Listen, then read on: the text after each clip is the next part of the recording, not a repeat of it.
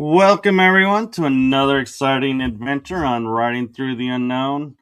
I'm your host, Michael, and thank you all who are joining us this morning for a special episode at a special time.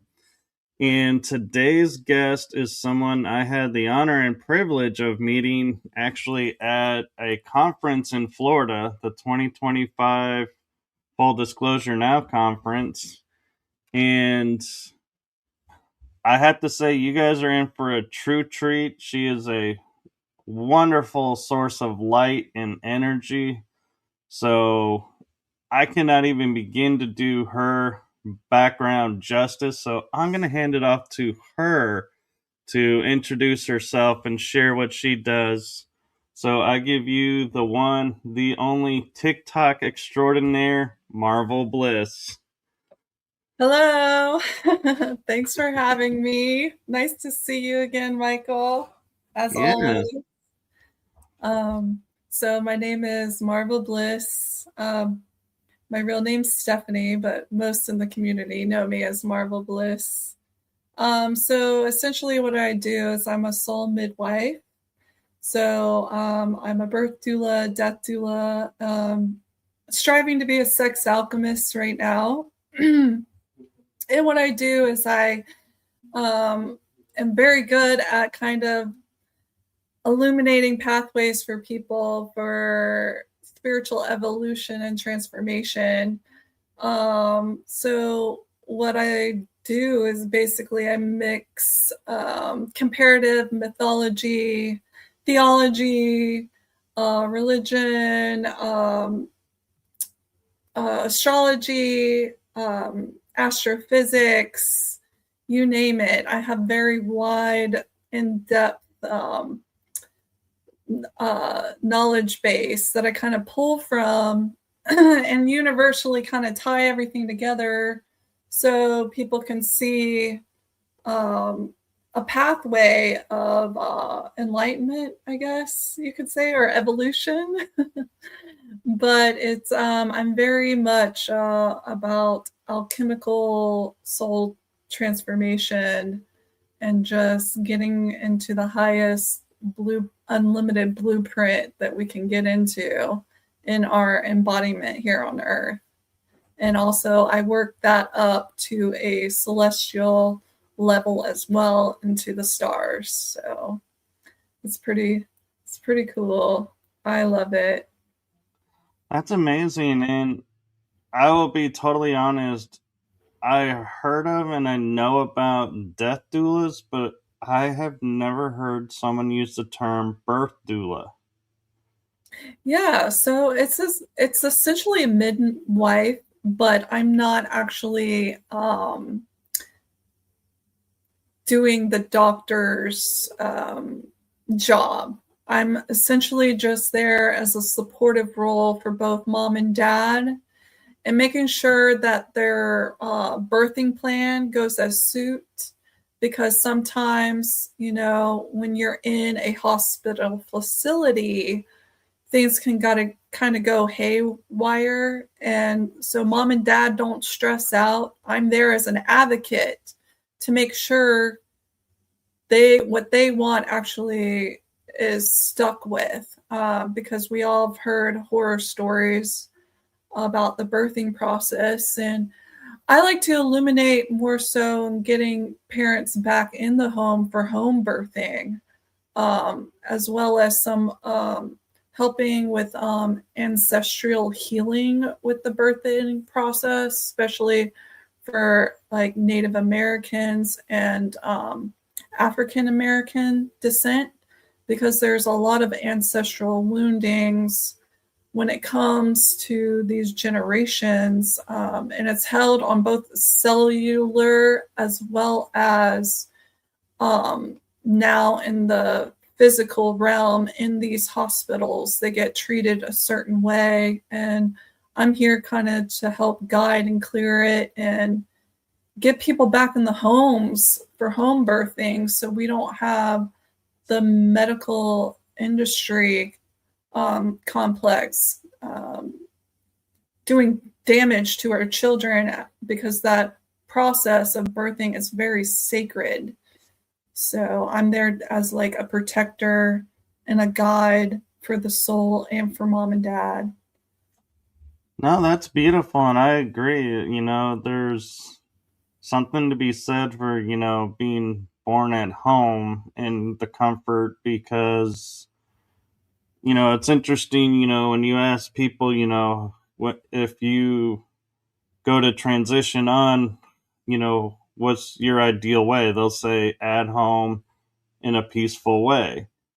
But we never ask anybody, what's your ideal way to come into this world? Do you want to be brought in through, this sterile environment? And so the first thing that everybody sees are these white walls and like machinery around, or would you rather be brought in the comfort of your home and knowing this is where you're going to be?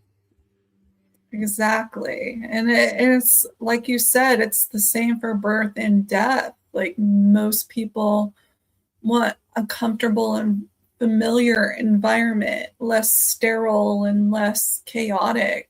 You know, being tied up to a whole bunch of electronic equipment and being awoken off and on, and you know, getting medicines that maybe they don't want to be subjected to because it's the industrial complexes protocols, and some of which are actually more harmful than they are good. So yeah, it's just all shedding light on that system and helping people navigate and set up not only birthing plans but death plans as well.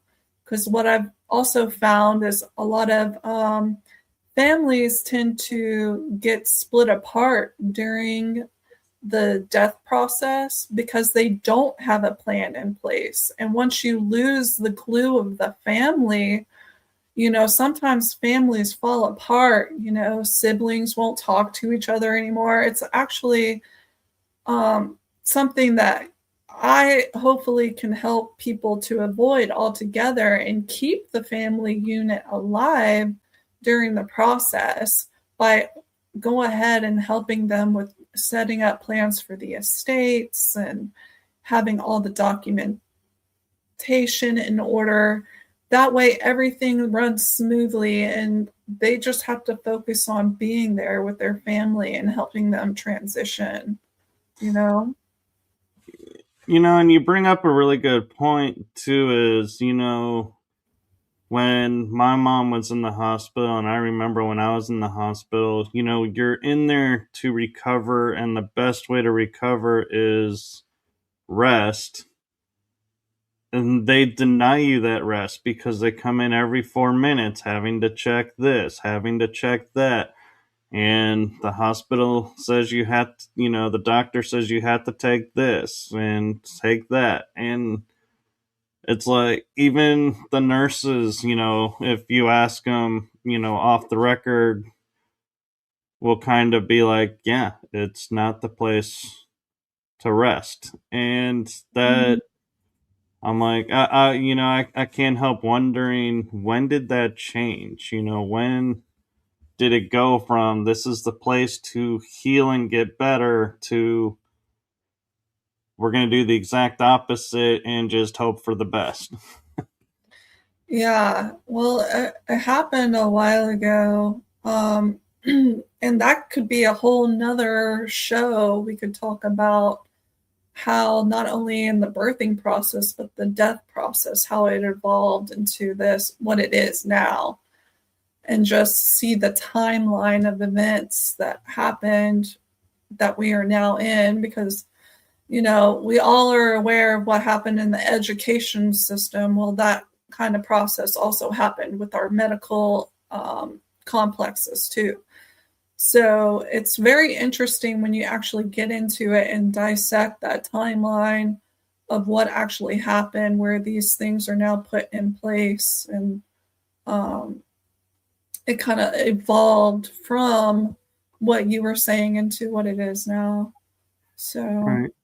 And another thing I'm kind of curious about that you brought up is I'm familiar with alchemy and I'm familiar with metaphysical alchemy. So I have a feeling I know where you're going with this, but I'm not so sure. And so, future sex alchemy, what is and how is that, you know, the benefits of it?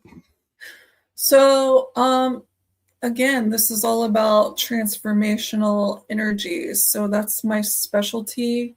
So, on a soul level, when you birth, you're coming in and then you die. But consummation is another transformational energy. You know, when two souls come together and they decide to make a child, that is also an alchemical process. So, what I and my mission is to help a couple, connect with their spirit baby, actually have these consummation rituals, or just their beautiful experience together where they're bringing in the highest vibrational being for not only the planet but their bloodline, to heal their bloodline too. So and just there's also other aspects of my mission too, like I want to help people who are rape survivors and you know, satanic ritual abuse survivors. Um, uh, from speaking from my own testimony, like it was very hard for me to actually stay in body during sex. And when you do that, when you disassociate, you become open to entities and stuff like that. So I really want to help people understand the spiritual aspect of it. But it's all about the transformational process and actually holding source energy between the two couples as they're making love, so they can actually bring in the highest frequency child when they are um, trying to create a baby.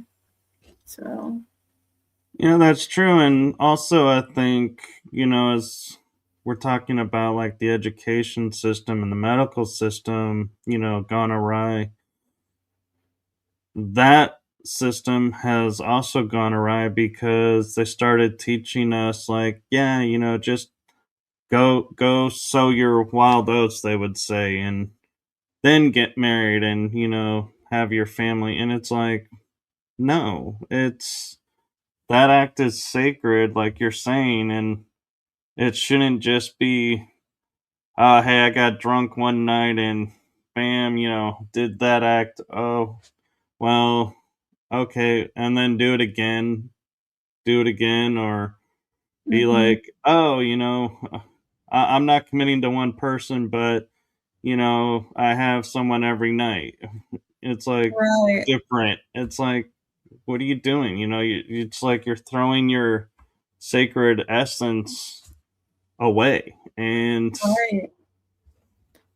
Yeah, exactly. And like I'm not apart from that either. Like we grew up with this programming through television, through media, like, and we're literally programmed to be like, okay, this is how this works, when really it doesn't. It's so much more deeper, more profound than that. And some of us don't get the exposure to that profoundness until later on in life. And then again, here comes Suck's alchemy to help kind of unravel those past experiences and get that out of the body, get it out of the cellular memory, and move it more into a divine state of being, and understanding. So yeah, it's what's been done has is really, it's a lot to overcome, but just to see the progress over the last 15, 20 years, it is slowly starting to unravel, and people are getting more and more into that in knowing. So, Right. And I think what's important too is with bringing the sacredness of it back and people, I believe in the choice. If you want to wait till you're married, the marriage part to me is a piece of paper, really. yeah, It's when you decide, yes, this is who I want to be with for the rest of my life, it'll naturally, uh, progress to that stage. But I think it's interesting that, people are now waiting again. And it used to be a stigma before, like we were saying when we were growing up, that if you waited, it's like, oh my god, you're still this, and it's like you would feel like you're embarrassed for waiting and like something's wrong with you. And I feel like if you were to look at those people now that didn't wait and go, so what regrets do you have in life? And they're like, I have a strong feeling a lot of them would say, I regret I didn't wait for the right mhm, person. exactly. And so, there's something to be said for that too, is, life, takes its natural course, but when you take over and steer it, you might not be so thrilled with the results. Exactly. Exactly. And hindsight's 2020, like once you set a course and you're on it, it's that. But it's not concrete. Like we can always transform, we can always evolve and get out of those states that maybe we were programmed or misguided into. So yeah, it's all about learning and evolving past, you Right. know, what.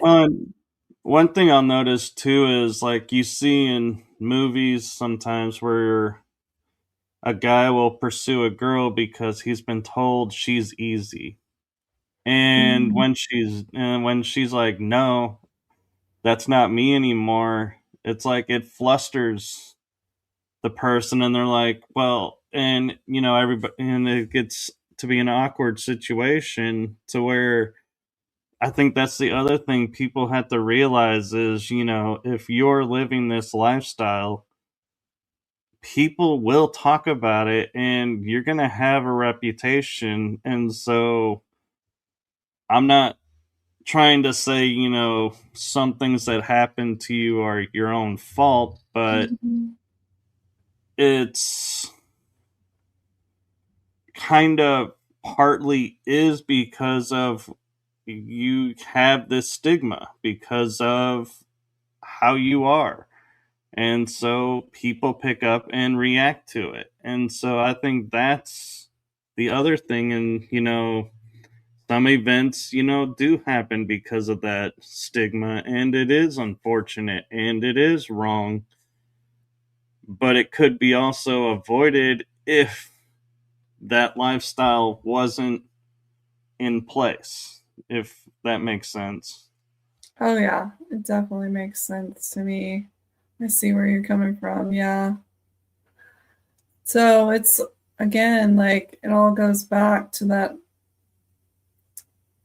evolution. Like, yeah, people might assume things, but if you're evolved past that and you stand in that, it'll speak for itself eventually.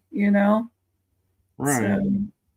So, I um, mean, a prime example of that too is, you go to a club or a bar and both parties are wearing like really tight clothes that really accentuates everything. mhm, And you ask somebody and their opinion of that, and they'll say, oh, they're, putting out that they're this and they're showing this off. So, they're wanting this. When yeah, it could be that's just the outfit they like to be in the club with, but the visual stigma relates something else. And I miss the world where we used to be in, to where if we'll take an example, a female walked around with a short mini skirt, people would be like, oh, nice legs, that's a nice outfit. and that's it. Now, because the outfits, have changed, now it's, oh, is she, one of those that works at night, or, different stigmas to it. And I think that's unfortunate, but again, it's you're portraying yourself in a certain image, and so you kind of have to take what that image could be seen as your choice. You chose that outfit. Nobody forced you to put that on. Yeah, exactly. Well, outfits are a tricky thing. I'm like one of those people, like, I'm gonna be that 80-year-old grandma that's like wearing whatever the hell I want, you know? Like, I'll be in the crop top and the booty shorts, you know, and with Uh-uh. the sequins, you know. But it just goes back to other people's projecting onto you, right? Like, they want to assume by the appearance that you're one way when really, like, you could be walking divinity that's looking like trash, you know. It's like those hidden angels that are in homeless people. People judge homeless people all the time, and they're like, some of the homeless people I've met have been the most beautiful angels in disguise.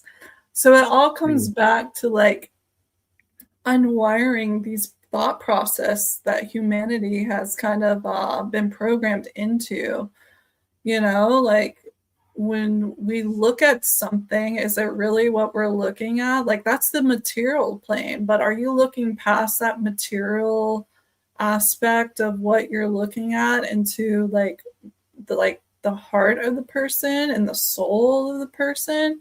Or are you just strictly like focused on like this sensation plane?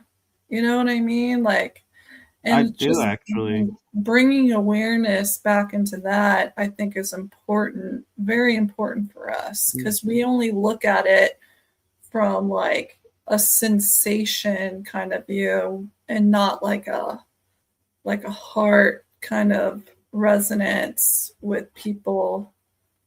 Right. And one thing I think that even I find it in the spiritual community that annoys me a little bit is you're told you're either sacred masculine or you're sacred feminine. Mm, And in doing that, you're taking people back to their primordial state of, okay, if I'm the sacred masculine, this is my role. If I'm sacred feminine, this is my role. Where in reality, the roles are intermingled and intermixed, but you only achieve that when you're in balance of both. And when you're in balance of both, like, that's where I try to be, as much as I can be. You start to like witness, people and going, I can see the way you're looking at that person. You are too heavily on one side of your scale, and there's nothing wrong with what that person's doing. And you don't see the stigmas and anything. It's like you're saying, you've kind of risen above and see them for who they are, but it also though has the detriment of when you react that way, then people start judging that you're this or you're that. And it's like, no, that's not me. I'm not that.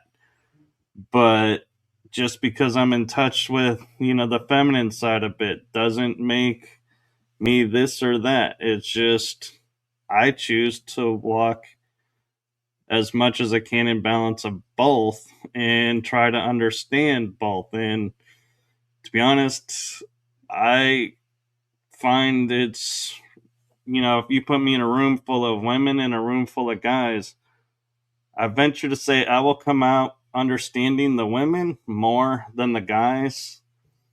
And it's only because, and I say this with all of my heart and honesty from experience, women will get into story and beat the story to death, where guys, we will say, yeah, this happened and move on.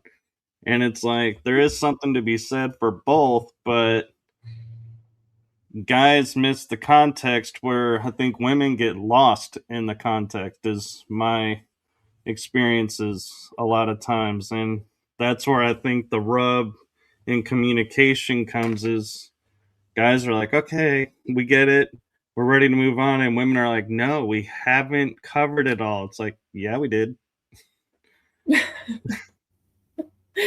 Yeah, I totally get where you're coming from. I think that's why, like, I always identified myself as like androgynous source seed. Like, yes, I am female, but just like you, I kind of code switch on like, do I need my masculine right now to protect myself? Do I need to be more of my feminine? And like just trying to balance that, because I think we get so caught up in identity that like, and it being concrete, and it's not. Identity isn't concrete. Like, everything in the universe is constantly shifting, changing, evolving, like even the planets and like what it does to us astrology wise, it's influenced our personality. Like, we're not concrete. We are always transforming and evolving. That's what energy does. It doesn't disappear, it transforms, right? Right. So it, and like you said, women, they have this beautiful way of just being maybe even over analytical about things, and they like to dissect and like get the whole story and the rundown and like the other person's side and their side, whereas men are probably like, this is what happened, it is what it is, let's move on. They're more like matter of fact. Yeah. Like, Like I will so, notice, and I, I've gotten into a few arguments, and when I argue with the female versus a male, it's almost to me kind of like a comedy unfolding, because with a guy, I can go up and say, hey, now that we're level headed, I get your point. And I just, it felt like you didn't get my point. And they're like, yeah, I get it. And we're like, okay, we learned. We're done. mhm, mhm, When I argue with women, it's like, well, you were saying this and I didn't agree with that, and you weren't listening to my disagreement. Well, but you were making me feel like I wasn't important because you were doing that. I was like, wait, whoa, whoa, whoa. That's a whole nother argument. Where are you taking that? And it's like you're saying, it's like women argue on levels where guys argue the situation and learn the situation. right, Women right, bring everything into the argument, and you're like, and I'll be like, going, wait a minute, that's not me. I had nothing to do with that. And they're like, well, but you made me feel this way. And it's like, how? How in the world? And I feel like that's, something that, I almost feel like if we had a guidebook, that would have to be like a chapter in itself, is be right, prepared, because that's where I feel like a lot of couples end up in therapy, is because one is bringing everything to the forefront to process and get, work through, where the other is situational. right. Women are very feelings. They're very emotion. They're bringing their feelings and their emotions to the forefront. I think, like, very water. Like what it is like they're bringing you all this, unpacking all these emotions, and they want you just to, I guess, maybe, or just speaking on mine, just like see like, hey, these emotions are happening, can you just like witness that this is happening and understand that this is happening, and where I'm coming from and feeling all this, and See, you and know, to me, the confusion that confuses guys and where guys get lost is women will be the first to tell you, don't judge me based on things in your past. And then they mm, turn around and judge you for things from their past. And it's like, hey, wait a second. This needs to be a two-way street, not a one-way road. right. Yeah, that's another thing is those wounds, that trauma that gets in on a cell level in your body and even on a mental level, and just going in and kind of unprogramming it. And sometimes it just takes the right man to like sit there with them and actually like help them move like trust issues, boundary issues, just like sometimes it just takes the right energy to sit with another person and help them work through unprogramming those traumas and stuff like that. Like we all come with our own issues, right? Like Right. even me. So yeah, like I think it's about finding the right alchemical partner that's like a good pair for you, and somebody who's willing to work through things and point things out, but not like in a critical way, just like, hey, like we can help each other evolve into like a better state of being and understanding and like progress, and just Yeah. learning how to communicate and speak on it without it getting too much into the emotions or too much into the, let's move on kind of, let's just drop it. Like really having that fine balance is important. Right. And I think one of the tricks too is I've noticed and I sometimes get tripped up by is guys have always had the role of protectors and women have had the roles of protectors. So they butt heads because you actually have two alphas, vying to see, who is the alpha. But it's different because guys will always stand up and protect themselves. We Mm-hmm. and if somebody protects us, we're like, oh, thanks. I didn't really need it, but okay, cool. I appreciate it. I appreciate you standing by me. That's how we see it. Women, I've noticed where I'm like, oh, you didn't go to, defend your friend. And I'm like, my friend didn't need defending. She was strong and capable to stand on her own. And some of the time you'll get yelled at, why didn't you step in to help me? And other times it's, well, you did step in, but you didn't need to step in. I could have handled it myself. And it's like we're like, wait a minute. You're two, again, you're giving off two different messages at the same time, and it's hard to navigate that. And so, we always say communication's key and trust is key.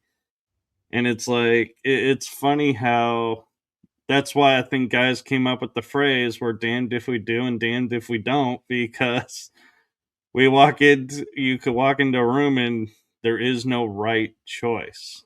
You are stuck and you're like, okay, what's the one instance I can get through?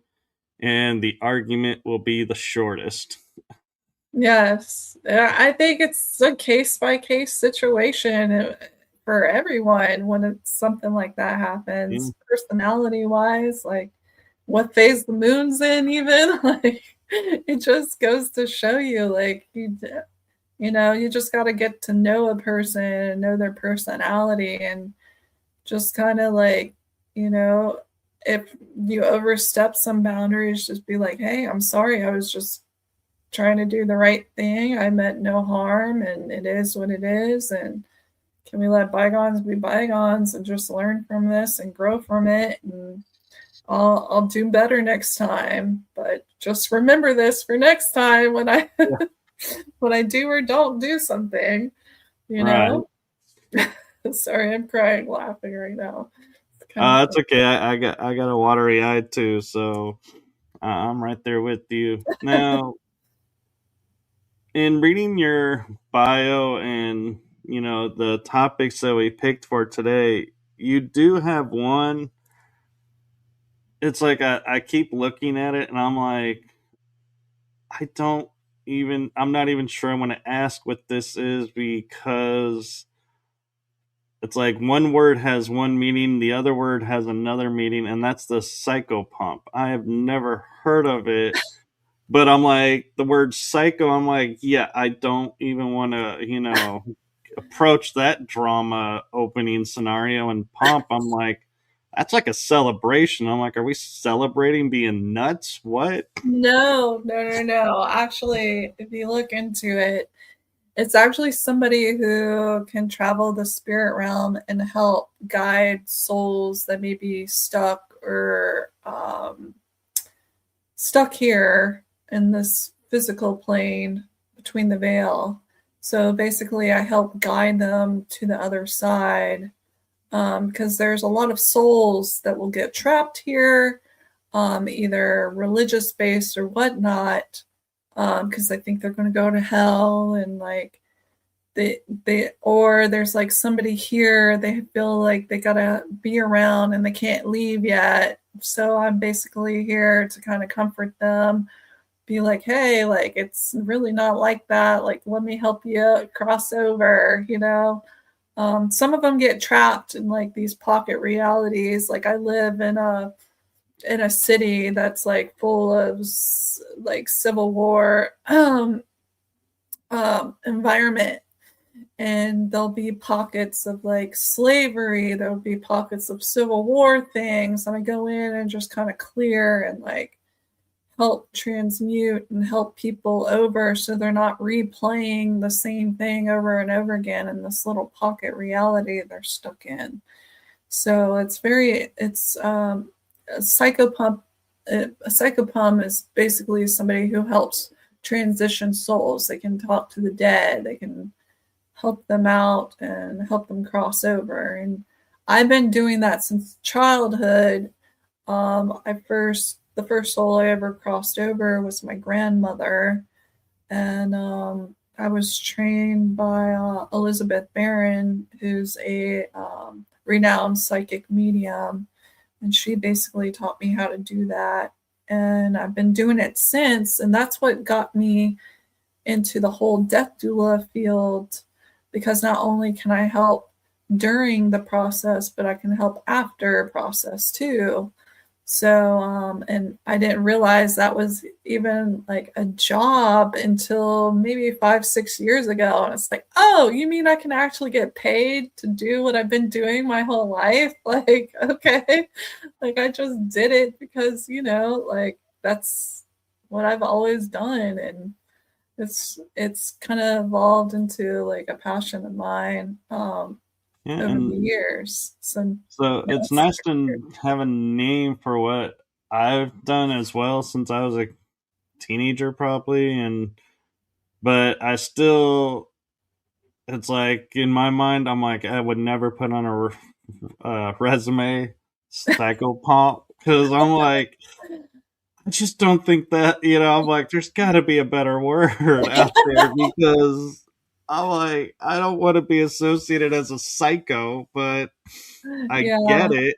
And it's nice to finally know what, a term that if I say this is what I do, people understand. But it's like, yeah, it's not a term you want to go and say to a group of yeah. friends in That the word mainstream and the world. death doula word gets like people are like, what? What's a death doula? It's like, well, and I have to explain, well, it's basically like hospice, except I help before, during, after. It's the same thing. Like people Yeah, they're kind of like anything taboo, people get really like caught up on. I've noticed they're just like, oh, like some people are not comfortable with like death at all. Like you'd be surprised how many people just like try to avoid it, like it's not even a thing.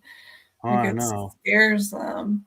And really, it's just another beautiful process, except, people, it is what it's a taboo, Yeah. birth, sex, death, all of that's taboo. But So, to me, the one line that people will say, I think is like the kindest thing they could say, even though it's kind of insulting. And the reason I say it's the kindest thing because it tells me I need to veer off right now and change the topic if to keep civility before this turns into a huge argument is when they go, "Oh, you're one of those." It's like my mind goes, "Oh, yeah, you're mainstream. I'm not. Change topics. Let's we could stay friendly. Let's just drop it and change topic." And it's like a flag for me going, "Yeah, okay, this is what we have to do." To yeah, yeah, where and and I know they're meaning it as an insult of, "Oh, you're one of those people." Like, oh yeah, but it's actually a blessing because it's like, yeah, now I know where you are too. yeah. It just gives you an opportunity to like broaden their horizons a little bit. Yeah, and what I say to people with like my shows is, yes, I do challenging topics. Yes, I do kind of fringe topics sometimes, but I just want to plant the seed, and whether they allow it to grow or just stay as a seed is up to them. But my job is just to put it out there, and the people who see it, they'll do what they need to do with it. That's not on me. So, And some people are like, well, but you're the one promoting it. I'm like, no, I'm not promoting it. I'm just sharing it. If I was promoting it, I would be like, okay, today's, episode, we're focusing this. And the next episode, we're focusing on this aspect. That would be promoting. I don't do that on my shows. There's a right. little difference. And so I just, yeah. And I like how you say, time bender too, because I'll be like running a few minutes late and I'll be like, oh yeah, let's bend the timeline a little bit so I arrive on time. How about it, guys? And I will, and I'll be on time. Or I feel like I've left 10 minutes late, and I'm like, there's no way I can make up 10 minutes. And I'll call the people, and I'll be like, yeah, I'm gonna be late. I'm so sorry. And they're like, and I'll show up on time. And they're Yeah, like, yeah. how did you get here on time? I'm like, I guess I, bent the timeline is what I'm saying to myself, but I'm like, I don't know. Yeah, so those parameters, I like that. Well, it's all about intention. And sometimes like we get pulled off the timeline for a reason. Like I can't tell you how many times like I'll need to get somewhere and my keys go missing, right? And it's Oh like, yeah, and then later in line, good thing those keys went missing because there was a wreck that just happened. Like, sometimes we got to look at the hiccups, like divine intervention. yeah, That's how I look at it. And like, if there's like something on the timeline that's not in alignment, it's going to work out itself out. But that's cool that you just set the intention out and everything works out the best how it's yeah. supposed to. Well, another funny instance of it is like you're saying, losing the keys, because there was an accident. Is like I have 4 or 5 different ways that I go home, and it all depends on what I'm feeling in that moment. And one person came up to me and he's like, I don't think I could ever find your house from memory because you keep going different ways. I'm like, yeah, force a habit. And another person said to me one day, they go, are you worried about being followed? Because you always take different routes. And I'm like, you know, no, but now that you mention it, it's probably a good thing because if I ever have been, they're all probably sitting there going, "Where is he going now?" Well, never mind. He's not going home. And I'm like, "Yes, I am. You don't know it." Exactly. I had to do that here recently too. You got to switch up routines, you know. If you're feeling like you need to, like I always say, follow your intuition, follow your gut instincts. Like if something's telling you to do that, there's a good reason for it. So follow it. And a rule of thumb for people, I mean, it sounds silly, but it actually is a really big, I judge, life saving deal is if you're ever in a situation where you're feeling followed and you are, your nerves are a little uneasy, drive yourself over to like by a police station. You don't have to go Mm. in the parking lot, just drive by it. Because I guarantee you, anybody who is following you for a nefarious reason, they're going to get worried that the cops are there because they know, they probably have warrants or they probably have, on a watch list, and the cops would be like jumping at the chance of saying, "Oh my God, the person's right here. Let's go get them." And so they're Yes. going to back off and they're going to be like, "Nope, hey, I'm out. That's it." And I mean, it sounds silly, but there is something to be said that, doing something so simple carries a heavy energy to it because it's like, oh, we're at a police station. Not a good thing. Let's change and let's abandon. Yeah, exactly. It's always best to be safe when you're in that kind of situation. Yeah. Yeah, and my mom, when she had a GPS unit, it was so funny because we were driving back and we were using her unit and we said go home, Hmm. and we were like tired. It was at night, and we drive past the police station. It goes, "You are home," and I'm like, "No, we're not." And I was like, "What?" And we said to her, "Why did you do that?" And she goes, "Well, because if someone stole the GPS, they would, instead of robbing the house, they would end up on the Oh, police station's front door." And it's like, that's very actually clever. pretty, yeah. Very clever.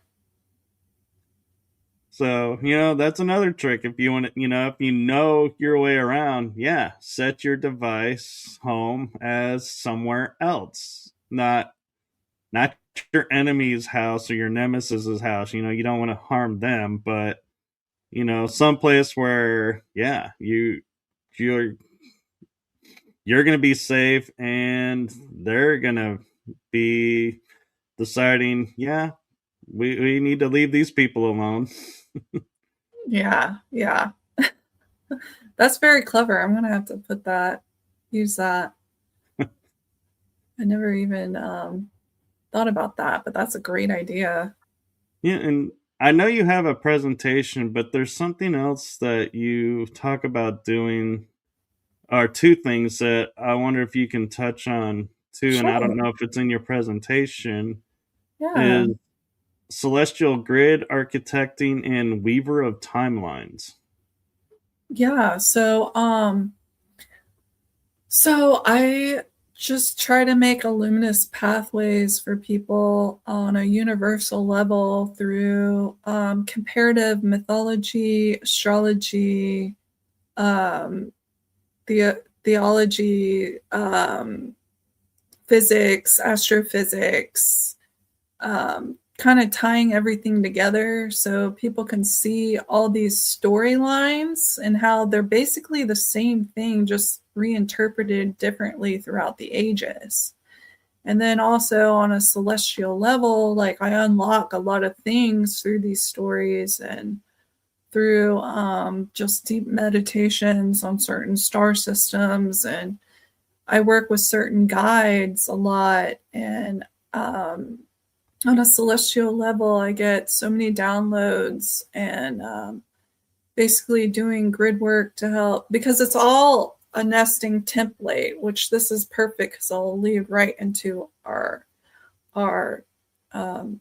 my presentation for the show, and just how, like, even on a small microcosmic level, from your cells all the way to your body, it's all connected to the cosmos on a bigger level.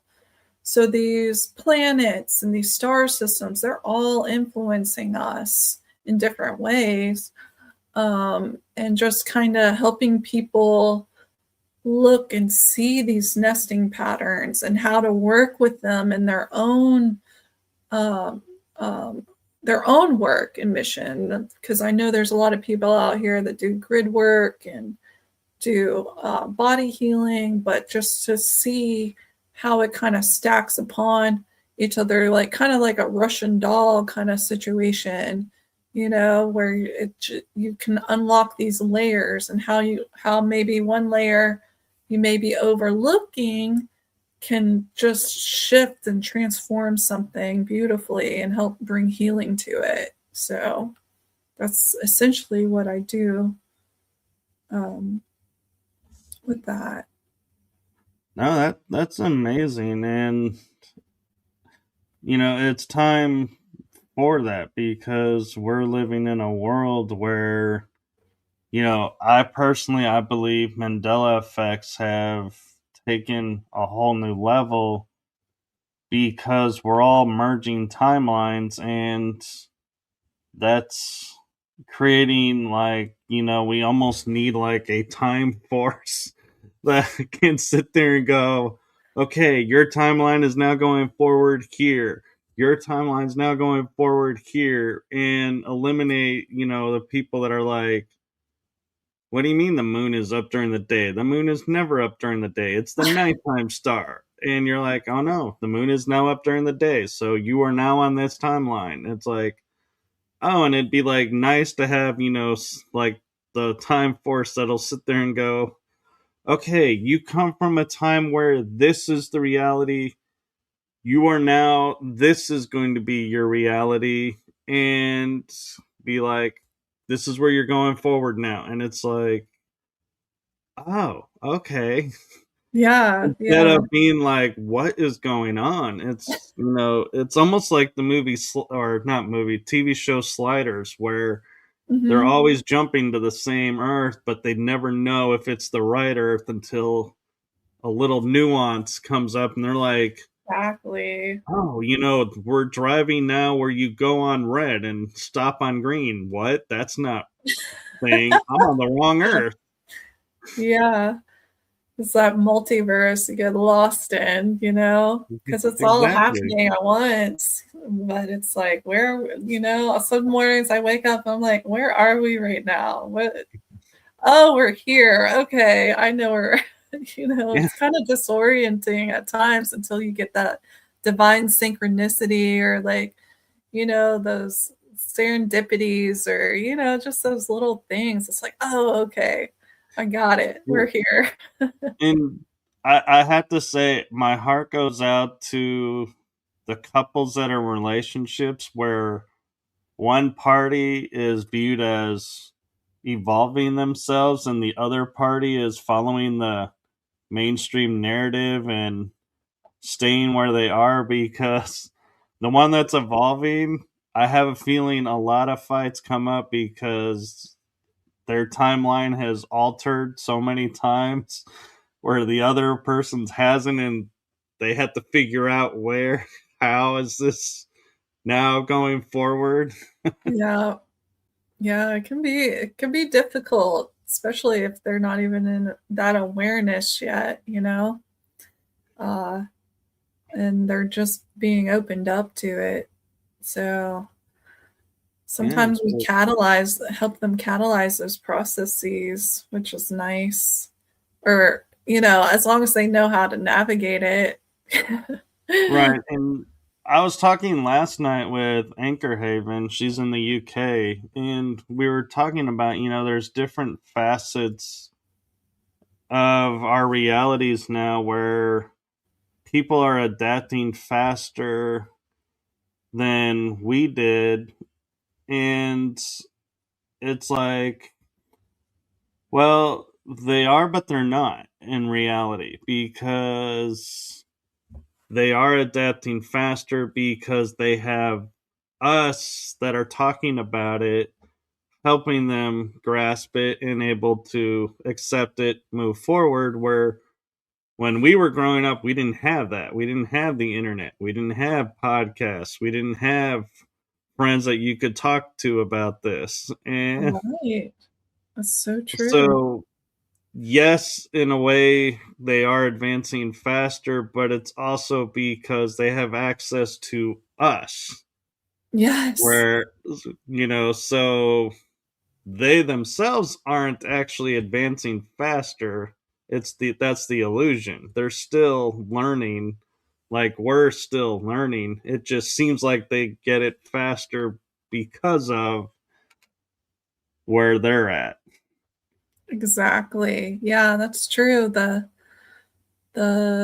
internet and podcasts and all that have really helped the evolution of the community to not only grow but just help it evolve faster. That's definitely what I've seen over the past 15, 20 years, because Yeah, 15, 20 years ago, you were lucky if you had somebody in the same room with you that thought like you on a lot of these topics.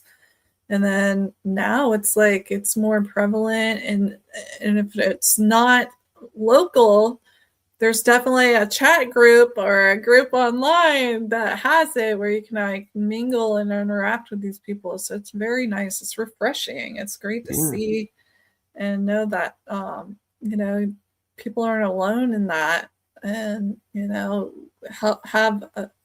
have guidance and have help through, because I know through my awakening, although I was always awakened, but obviously, you think you're awake and then there's another layer of awakening and another layer. But it's like, it's great to have those people that you can like just kind of be next to and be like, hey, I'm going through this right now. And it's like, oh, yeah, I've been there before. Just, you got this. Keep yeah, going, and exactly. here's some resources, if you need them. Yeah, it's Right. And so, actually, there is a question in the chat room that comes from Tasmania. okay. She says 2 a.m. here in Tasmania. QQQ for Miss Marvel. Have you been able to do what you do from birth? Did you learn things on the way, or were you told of mission from day to day? Well, I came in super gifted, and it was kind of traumatizing as a child because nobody else was experiencing what I was experiencing. My mom has these gifts, and so did my grandmother. But my grandmother was kind of like freaked out by it. My mom, she was more open to it, and she kind of helped me get to people to kind of get my skill sets kind of refined, I guess, and really like learn not to be afraid of it. Like, this is actually a gift. It's nothing to be fearful of, and how to protect myself, especially going into middle school and stuff like that. And the hormone changes and just, yeah, got really, really intense there as a girl. Feeling and sensing like I'm like a super duper empath. Like, I can feel the whole universe inside my body. So it can be really intense. Like, if you're around the wrong person, you can feel everything they're feeling, and just learning, okay, this isn't me, that's them, and navigating that. But so I tell people I've always been awake, but there's been layers of my awakeness where I awaken more and more and more to God, source, creator. I put myself to sleep twice. I tell people this, and it was mostly for self-preservation purposes because, you know, people like us were kind of hunted and sought out and targeted. So during certain periods of time, I put myself to sleep. So the last time I put myself to sleep, I got really, really sick. I was in ICU for a week with kidney failure. I was going to die. They tried one last ditch effort to get me healed, which worked.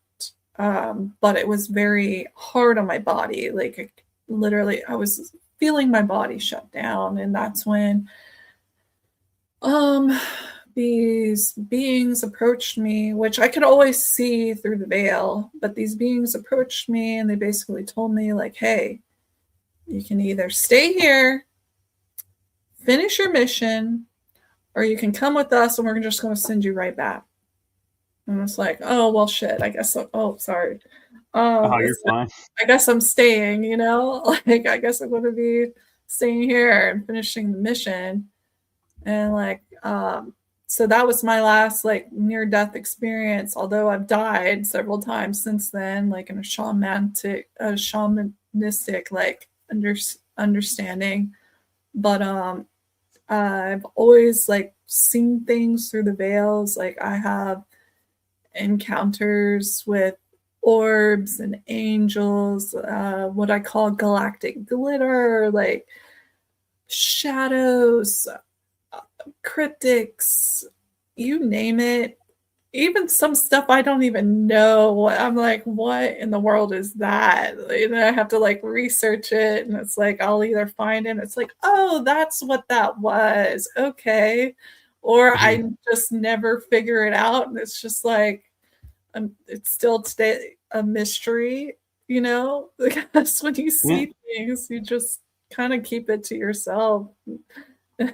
And it's funny how, like, talking with people, awarenesses can change because I have talked to a lot of, like, for example, mediums, and they're like, yeah, it's in the family lineage. Someone in the family did it, and then somebody in their family did it. So everybody thinks it's past genetic. And in what you were talking about with your situation, it made me realize I don't necessarily actually think it's genetic. I think it's the parent who had the gift nurtured it in you, so it kept it alive and going. Whereas the kids who show mediumship, for example, to parents that are not in that world, will shut it down. And I think Exactly. that's what's the real difference is of why we have, some mediums and some aren't, is it's was nurtured versus not nurtured. And so that's the reality. Everybody can do it truly if it's nurtured. Yes, it's so true. It's so, so true. You brought up such a great point about that. And because we're all born like this, like kids come in, especially kids now, they're coming in like fully online, fully empathetic, fully like just still with the veil. And initially around what is it, 9 to 13, that's when things can get shut down. Um, but like you said, if it's nurtured in the right way, and we actually help these kids and make them feel okay, and like it is okay to be like this, because again, here we're talking about these taboos again. Like some people would consider this a taboo, you know, and it's Right. not. These are innate abilities that they've strategically um, forced on the populace that this isn't how you're supposed to be, because they want it for themselves. Like higher ups, they want it for themselves. They don't want everybody to have this ability. If everybody was online, in tune, could time bend and do all these things, we wouldn't be in the positions in this um, whatever you want to matrix.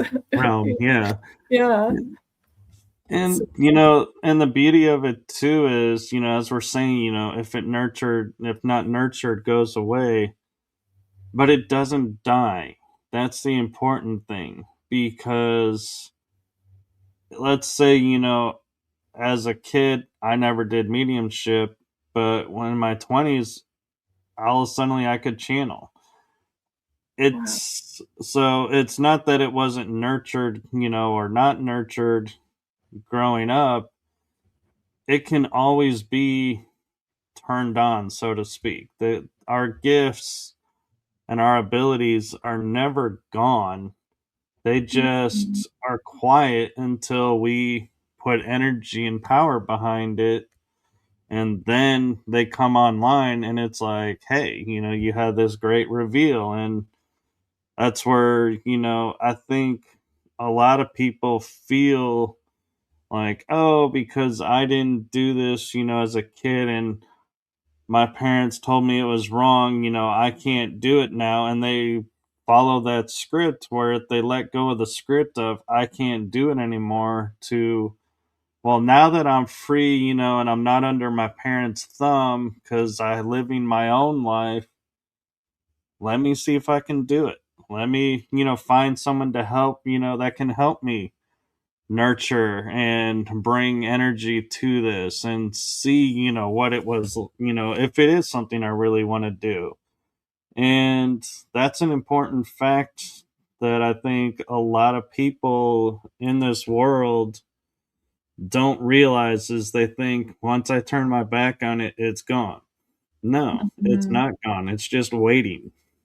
Exactly. And some people, it takes that near death experience to turn it on, or it takes an event or some kind of trauma and they remember. I can't even tell you how many people I've met where they suffer from anxiety, but they're like super empaths and they're picking up on people around them. It's not even them. And they start taking medicines and stuff. And it's like, Right. actually, They you're they haven't empathic, you yeah, know? they haven't learned the discernment yet of the and when I say discernment is I learned there's one sentence you can say that like can clear your energy in a heartbeat, and that is to say, if this is mine, I accept it. If it's not mine, I don't. In which case, Powerful. what you're feeling, if it's not yours, it dissipates off and disappears. And so it's like you're not taking on other people's stuff, in other words. Right. That's a great tip. And so, with that being said, I don't know how much time you have, but should we get to the presentation? Yeah, we can do it if you're up to it. I'm up to it. Oh, I don't I, know how much time you have. I have unlimited time. Well, I say that I have an appointment at 3 o'clock, but it's only 11 here. So, in other words, that's why I say unlimited. Is you don't have to worry about, oh, Okay. he's got 10 minutes. It's like, yeah, no, I got an hour, but I'm sure you have commitments too, and so that's why I say, yeah. Well, I'm actually free today. I made sure that today was free so we could do this. So, um, All right, well then I will pull it up and let's illuminating pathways. That's what it says. yeah.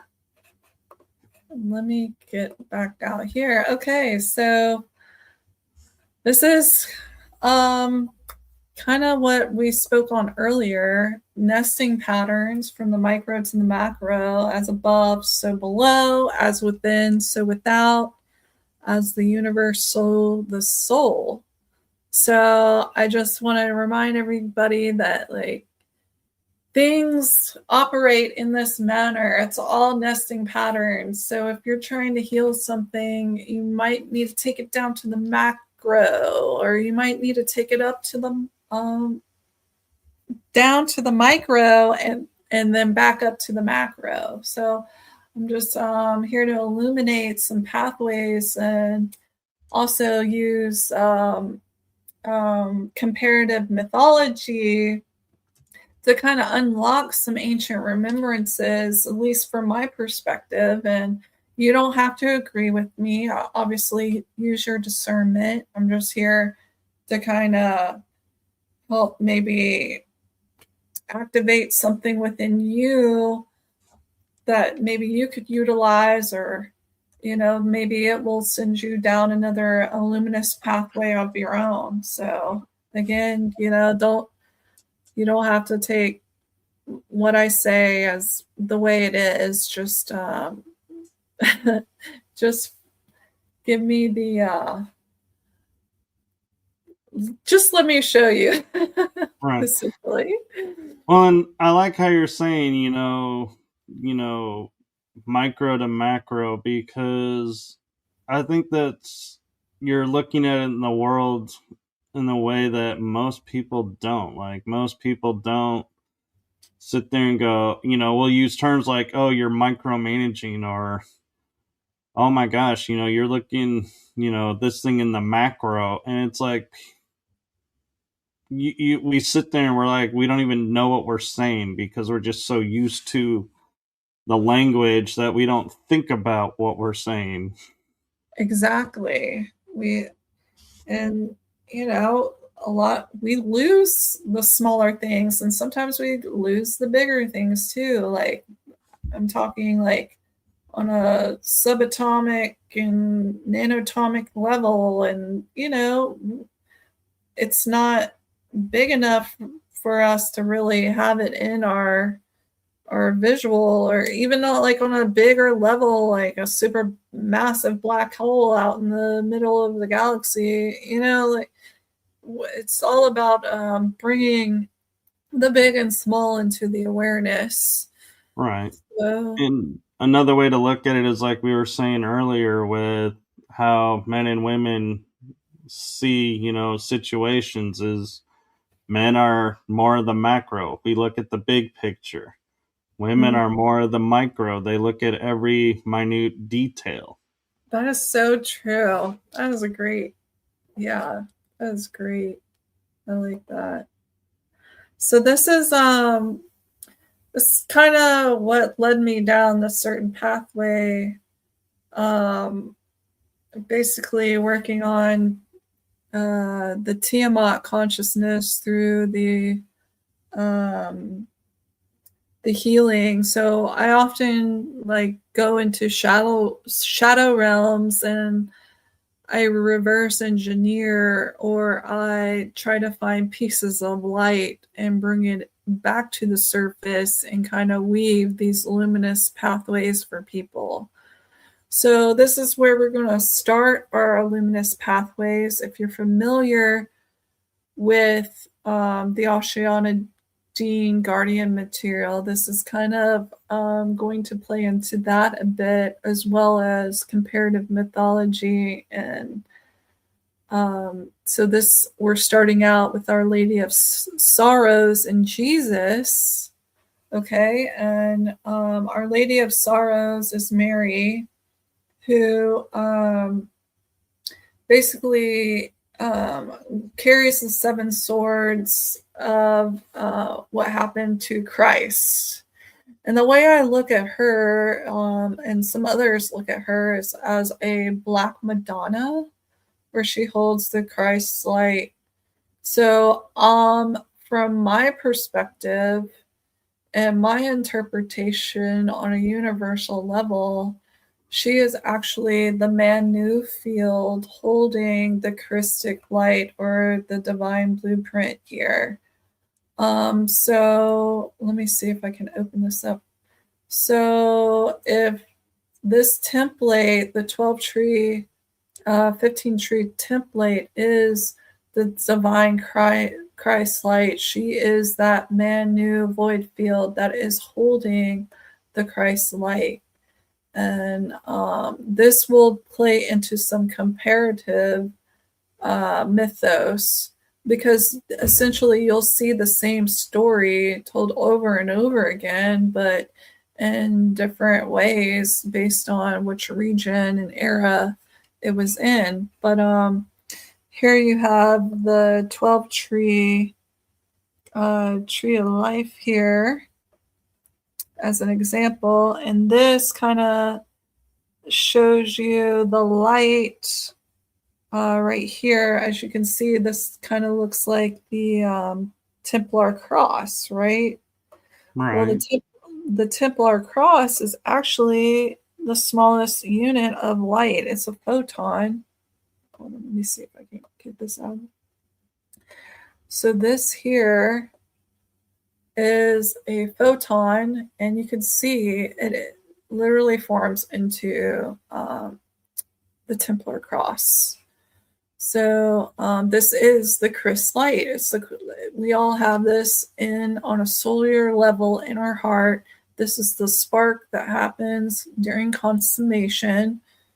It is the source. It is God. It's creation in this material plane. So here we're getting into more of the comparative mythos of this, where we were talking before about the masculine and feminine, right, Michael? Right. So we have the mother, which could be Mother Mary, Father God, but the Christ, Holy Spirit, which is all of us. Like we are the child of God, right? And this can play into the smallest fields all the way up to the biggest. And here again, we have the female, the male, the androgynous, the matter, the antimatter, the void, mother, father, child, magnet, electric, electromagnetic, manu, mane, ere, manu, positive, neutral, negative. So this again, there's like this structure, and this goes over to the Hindu understandings of the guna avatars, which usually are three qualities, or one's the birther, one's the sustainer, one's the destroyer. And there's many. There's also a feminine one too. So there's many of these, but this is all going back to this divine trinity, right? You need all three, but you want to try to stay in the sustainer field. Now, they all play a role in this creation that we're in. It's just knowing when to apply that masculine, when to apply that feminine, and along this nature. And Um, what's interesting is what a visual that just popped in my head, and I feel like came from above, so to speak, is, we're talking about the three, the power of the three. And another example of that is we have light, dark, and in the middle would be shadow. yep, exactly. Exactly. And they all have their role and their place.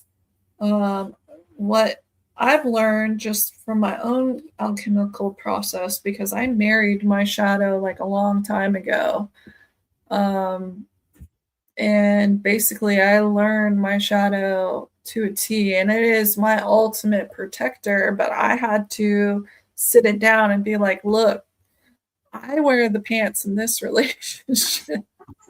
You are my protector. I see you and thank you, but I wear the pants in this relationship. And what I say goes. All right. I see you protecting me and I thank you, but we're going to handle this my way. Okay. And that's basically how I've handled my shadow. Although, like, I do have to have those come to Jesus meetings, but I see inevitably like our shadow is our protectors, and this is going to play into this the Lady of Sorrows kind of theme, where it's more a primordial void, where she is trying to protect the Christ light, so she sends out these kind of hybridized creatures to protect that Christ light, which is, it could be looked at as shadow, but really I think it's just it's trying to protect Christ within Mhm. people. So So you view ego as shadow. I do. Okay. Um because of identity, and the ultimate identity is the Godhead, but we get caught up with like, oh, I'm Kali, I'm this, I'm that.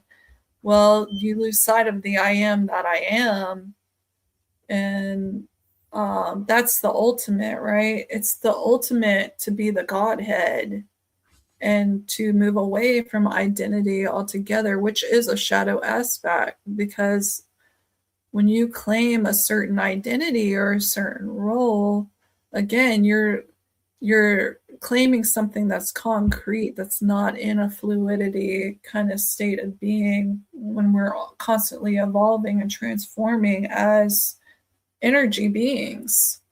So it's just something to think about. That's just my viewpoints, like that's my philosophy on it. You don't have to take it, but that's Oh no, how. I find it interesting, and I love the different perspectives, and that's the beauty of being on the Earth realm. Is to me, shadow is the balance of the light and the dark within you, and it's Mhm. showing you which aspect you're in. So, if, for example, you're wanting to be of light, and you're being shown, hey, you're kind of acting like what people would describe as dark, you may want Mhm. to change this pattern and change this, aspect and reword what you're talking about. And it's like, yeah, thank you for that gift. And in a way, that's what you're saying is, it's showing you who you are and what you're portraying yourself as in the moment. Exactly. That's so true. That's so true. And yeah, the balance is really what's needed. I mean, we both need the good and the bad. Like, we see, the thing is, like, a long time ago, when we were in like the higher fields of awareness and understanding, like, we were too much of light, being that we let in certain beings and entities that kind of overran us, and we didn't defend ourselves because we were like, oh, if we show them love and kindness, they're going to change. But it's not necessarily the case. We have to have that masculine side, or that shadow side, or whatever you wish to apply, the feminine side, to kind of bring the balance to a situation, and not let certain beings kind of um, use us as doormats. Like, we have to have boundaries, we have to have understanding, we have to have respect, we have to have compassion, like, all that's needed. But it's just fine tuning the balance between those aspects of the Trinity. Definitely. Right. And one way, like you were saying, with, the situation of, putting light into a place of, where you feel like it's missing, you have to be cautious because if you're doing it out of your authenticity, it'll be received well. But if you're doing it because you feel it's obligation and duty, Mm, then it may not be received as well because your intention is not matching the situation. that is true too.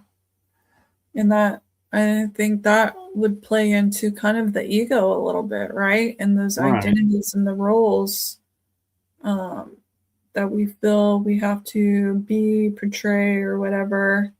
Like an Um, example is, I walk up and I see a homeless person on the street and I go, hey, here's $3. And I mhm. walk on. That is me authentically saying, hey, I just want to help you. And I hope this helps you. But if I go up and I'm walking, along and in the same scenario go, oh, there's a homeless guy. I really need to give, him something to help him because, that's the right thing to do. You have altered your authentic self because now you're doing it because and not doing it out of. Right. That's so true, Michael. That's a good point. Um, that it really is. It's all about intention at the end of the day. Right. And Um, they both seem like they're the right thing. It's just one is, I guess, in reality, one is coming from the heart and soul, mm, and one is coming from the mind. And yeah, so that's where the difference in why one is more authentic than the other is your heart and soul is your true authenticness because it encompasses the mind. It doesn't separate it out. so true. I love that. That's good. That's good stuff. Yeah. And then, so we're going to go into the body and how this all connects to the body and what I've been working on through the 10th DNA strand, which is connected to the soul star chakra above the head and the left side, the ear. So this all plays into the micro to macro. So basically, I wanted to draw the attention to the body and the certain energetic systems through the nadis, meridians, cheese. Like there's so many different names throughout different traditional practices. You know, some call it axonal lines, but this connects on a grander scale to the things because it's all a nesting pattern. So if it's out there in the sky on a celestial level, it's within our body. So I'm just trying to bring awareness back to that nesting pattern that we were discussing earlier from micro to the macro. Right. And so this is the Isis Egyptian scorpion myth. And this essentially can be looked at as well as Mother Mary, the Our Lady of Sorrows. Okay, and in this comparative mythos, there's 7 scorpions. So a woman in rags came out of a swamp flaked with 7 giant scorpions and approached a magnificent mansion, begged for food. But the mistress of the house took one look at her dirty clothes and unusual companions and shut the door in her face. Little did they, um, the mistress, know that the woman was no ordinary beggar, but most powerful goddess in Egypt. A woman in rags emerged from the swamp, flanked by 7 giant scorpions carrying a baby. She headed to the nearest village to beg for food. She approached the magnificent mansion, but the mistress of the house took. Oh, I may have repeated that. Sorry. Um, let's see. No, it's Oh, a little bit different. yeah. Okay. The mistress of the house took one look at the dirty clothes and unusual companions and shut the door in her face. So he continued down the road until he came to the cottage. The woman there took pity on the stranger and offered her all she could, a simple meal and a straw bed. Her guest was no ordinary beggar. She was Isis, the most powerful goddess in Egypt. Isis was hiding from her brother Set, who murdered her husband and wanted to murder her son, Horus. Set was also a powerful god, and he was looking to help them. So, to keep her covered, Isis had to be very discreet. She couldn't risk using her powers, but it wasn't without help. Serket, the goddess of poisonous creatures, had sent 7 of her fiercest servants to guard Isis and her son. As Isis and Horus settled into their humble abode, the scorpions were enraged at how the rich woman had insulted their divine beloved. They all combined their poison and gave it to one of the 7, Tefin, or Tifin, In the middle of the night, he crawled into the mansion and he crawled under the door. He saw the owner's young son sleeping soundly and gave him a strong sting. Isis and her hostess were soon awakened by a loud crying, and they looked out of the cottage door and saw the mother running down the street crying, and she hugged her son. When Isis recognized the woman who had driven her away, she realized that what the scorpions had done.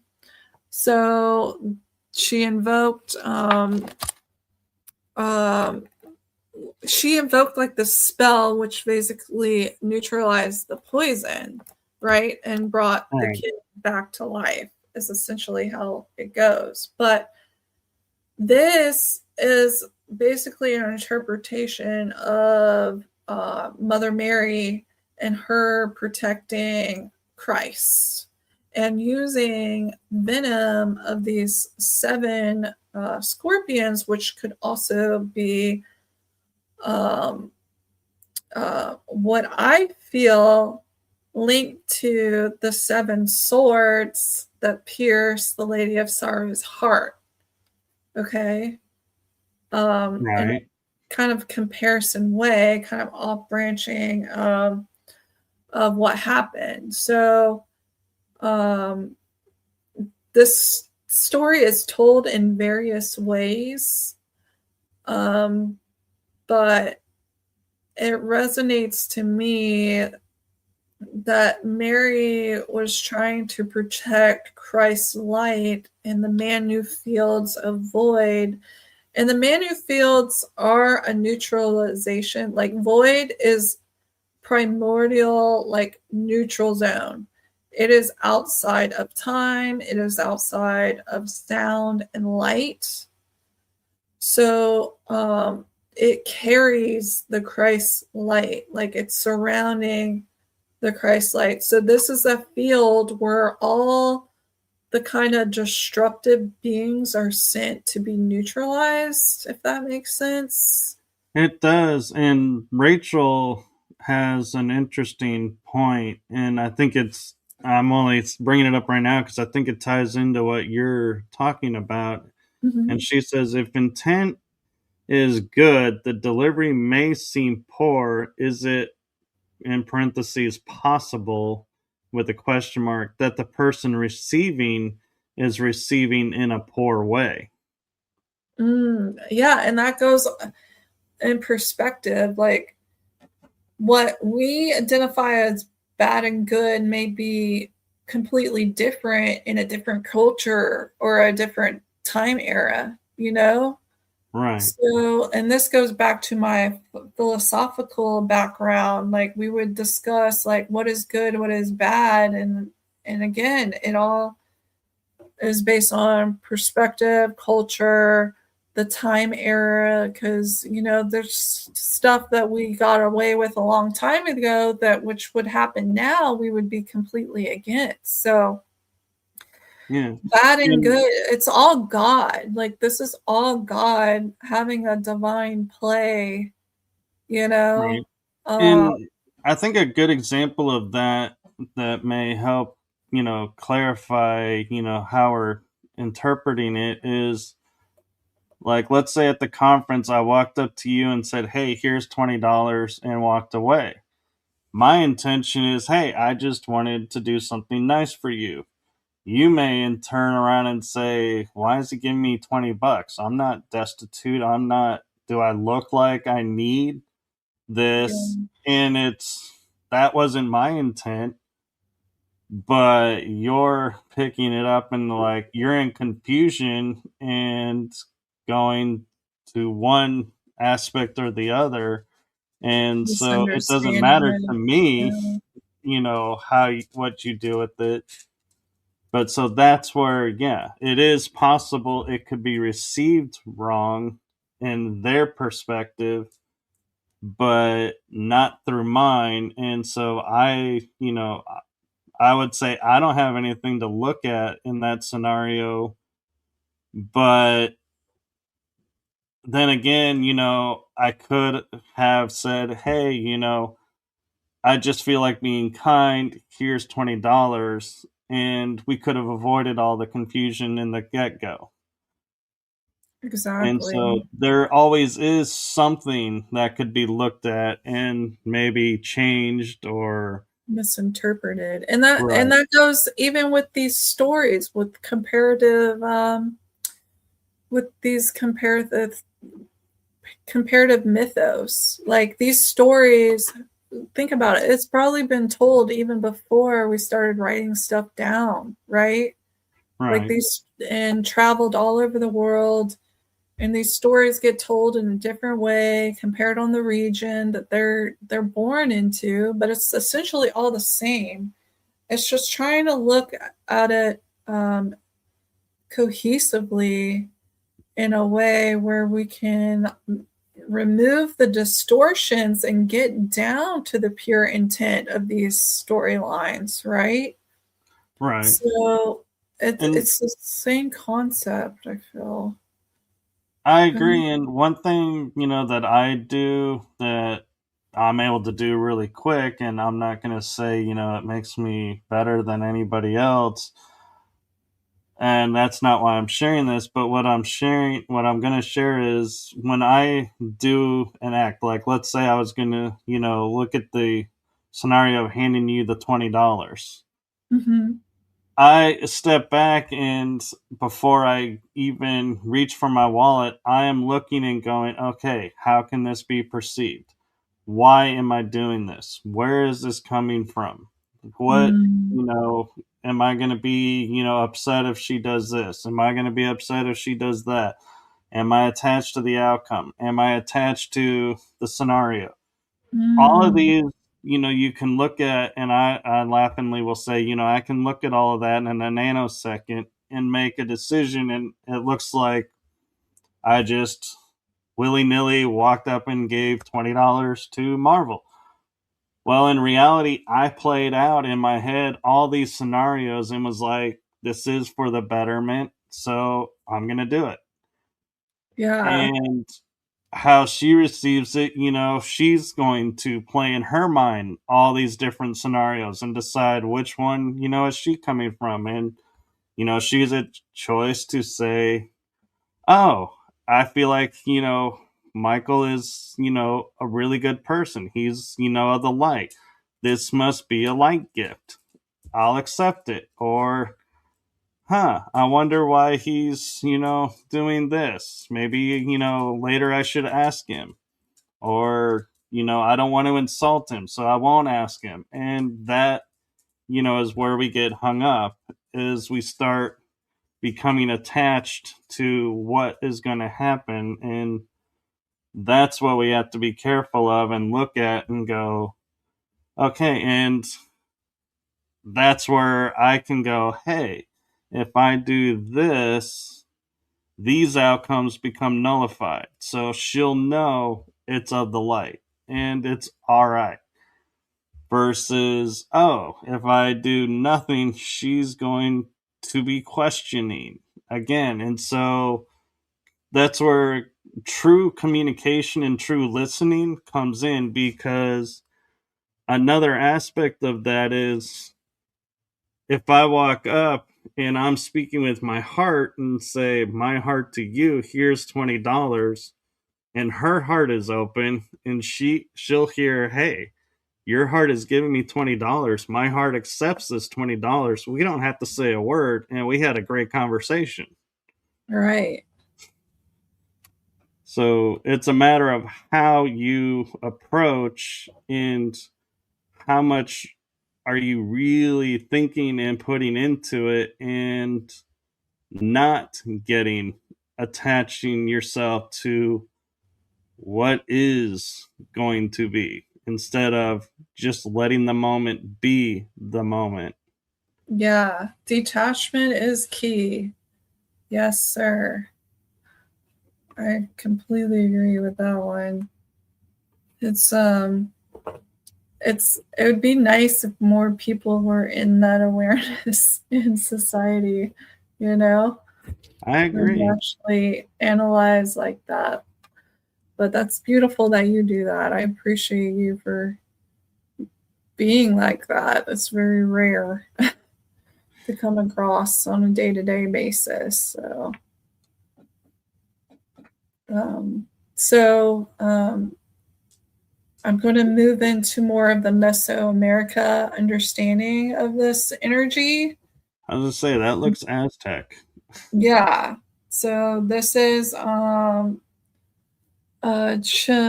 Chimalma, and she is the mother of Quetzalcoatl, or the rainbow serpent, as well as the god of death. So again, here's like a trinity where she's like birthing. Quetzalcoatl to me is essentially Jesus in the Mesoamerica tradition. Does that make sense? Yeah. And then Axolotl is like the death god, or it could be looked at as like the devil, but Satan, or even like Shiva, because Shiva is considered a destroyer in the Trinity. But so essentially she influenced life cycles, guides souls through birth, life, and death. So here it's more of like the Pluto, like the transformation energies that are held in the 10th gate, or the Mother of Sorrows, Mother Mary, who holds the Christ light, which is this Quetzalcoatl, which is her son. And for those that aren't familiar with Pluto, it is in astrology like it's the Scorpion. It's Scorpio, right?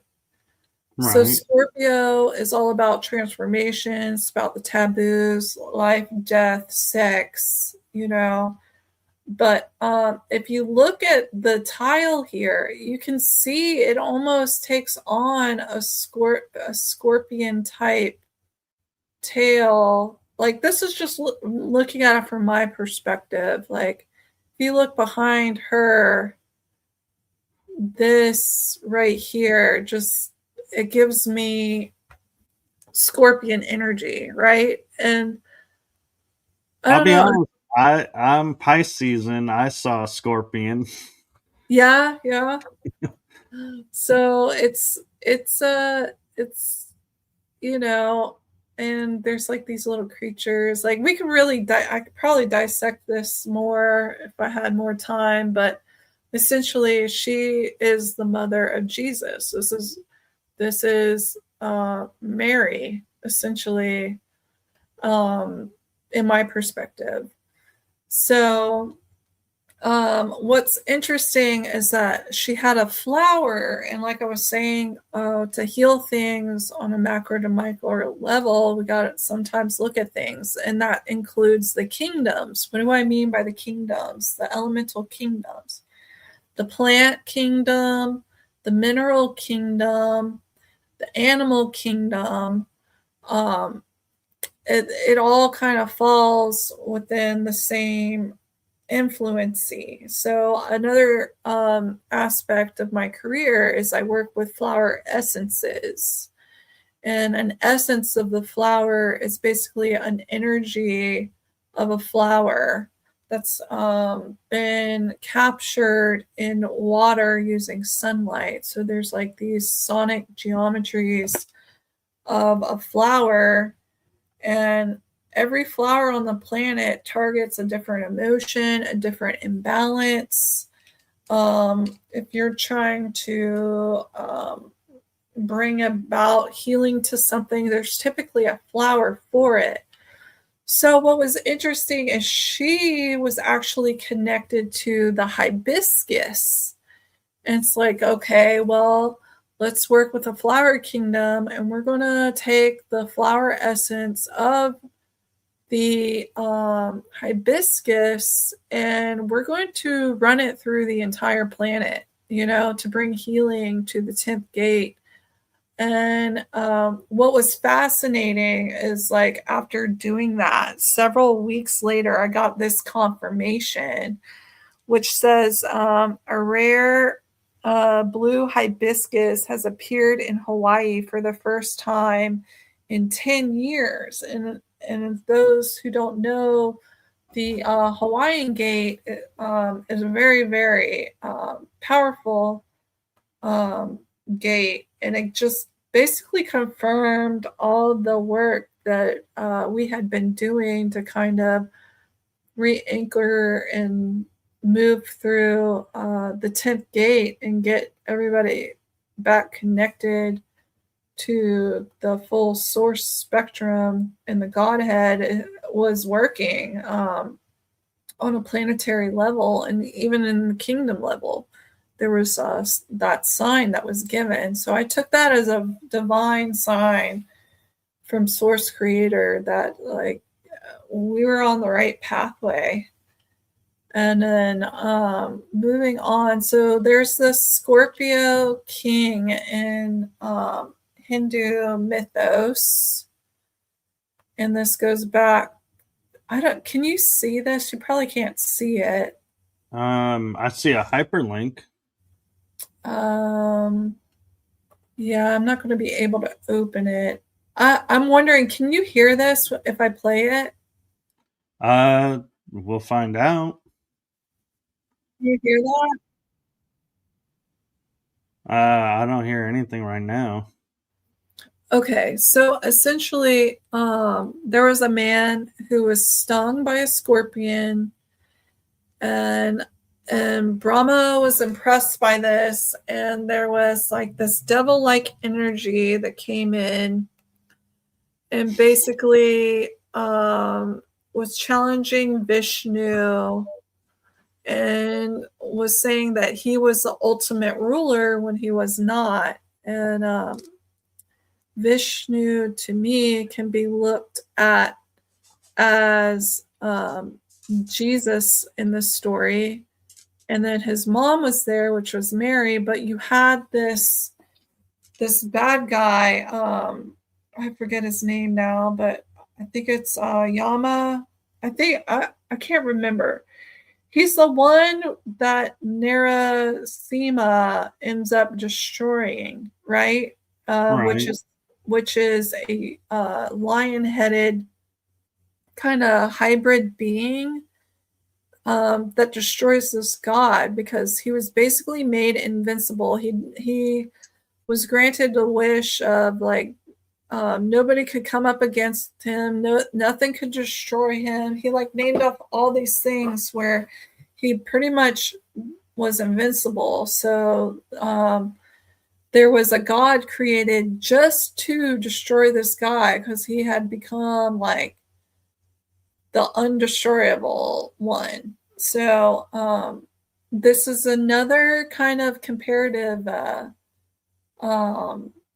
mythos that kind of plays into what I'm talking on here, Right. and And the different timelines and eons. Go ahead. Sorry. I was going to share, if people are familiar with Hollywood, Dwayne Johnson, The Rock, does have a movie where he's the Scorpion King, and the first part of the story is, yeah, he is stung by the scorpion and becomes the king of the scorpions. He survives, but they kind of did away with the other half of the story, I think, and dragged it out to, I don't know if they're ever going to get to it or what, but so if you were wanting to know, if that helps you reference what we're talking about, I was just going to throw that out there because some people may Yeah, have seen that. and you can easily look up.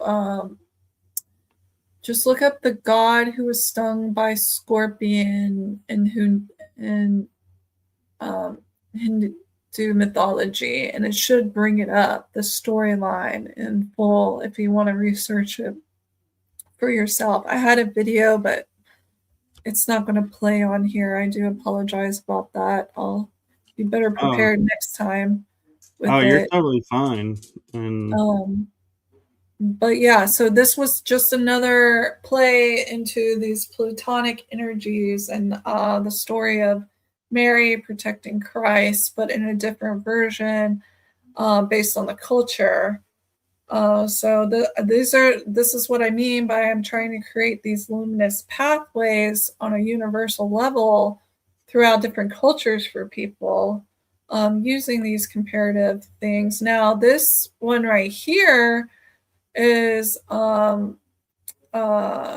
based on like the Sumerian concept of it. So here we're tapping into more of the ancients, yeah, the I'm sorry, Anunnakis. Ganesh, or not Ganesh. I'm sorry, I'm trying to remember the sacred canon, the texts, the flood of Oh, Gilgamesh, the Epic of Gilgamesh. Gilgamesh. Thank you. Yeah, I couldn't get that out for some reason. I was having a brain fart. but That's all right. But yeah, so this is coming out from this interpretation, and this is where Tiamat kind of comes in here.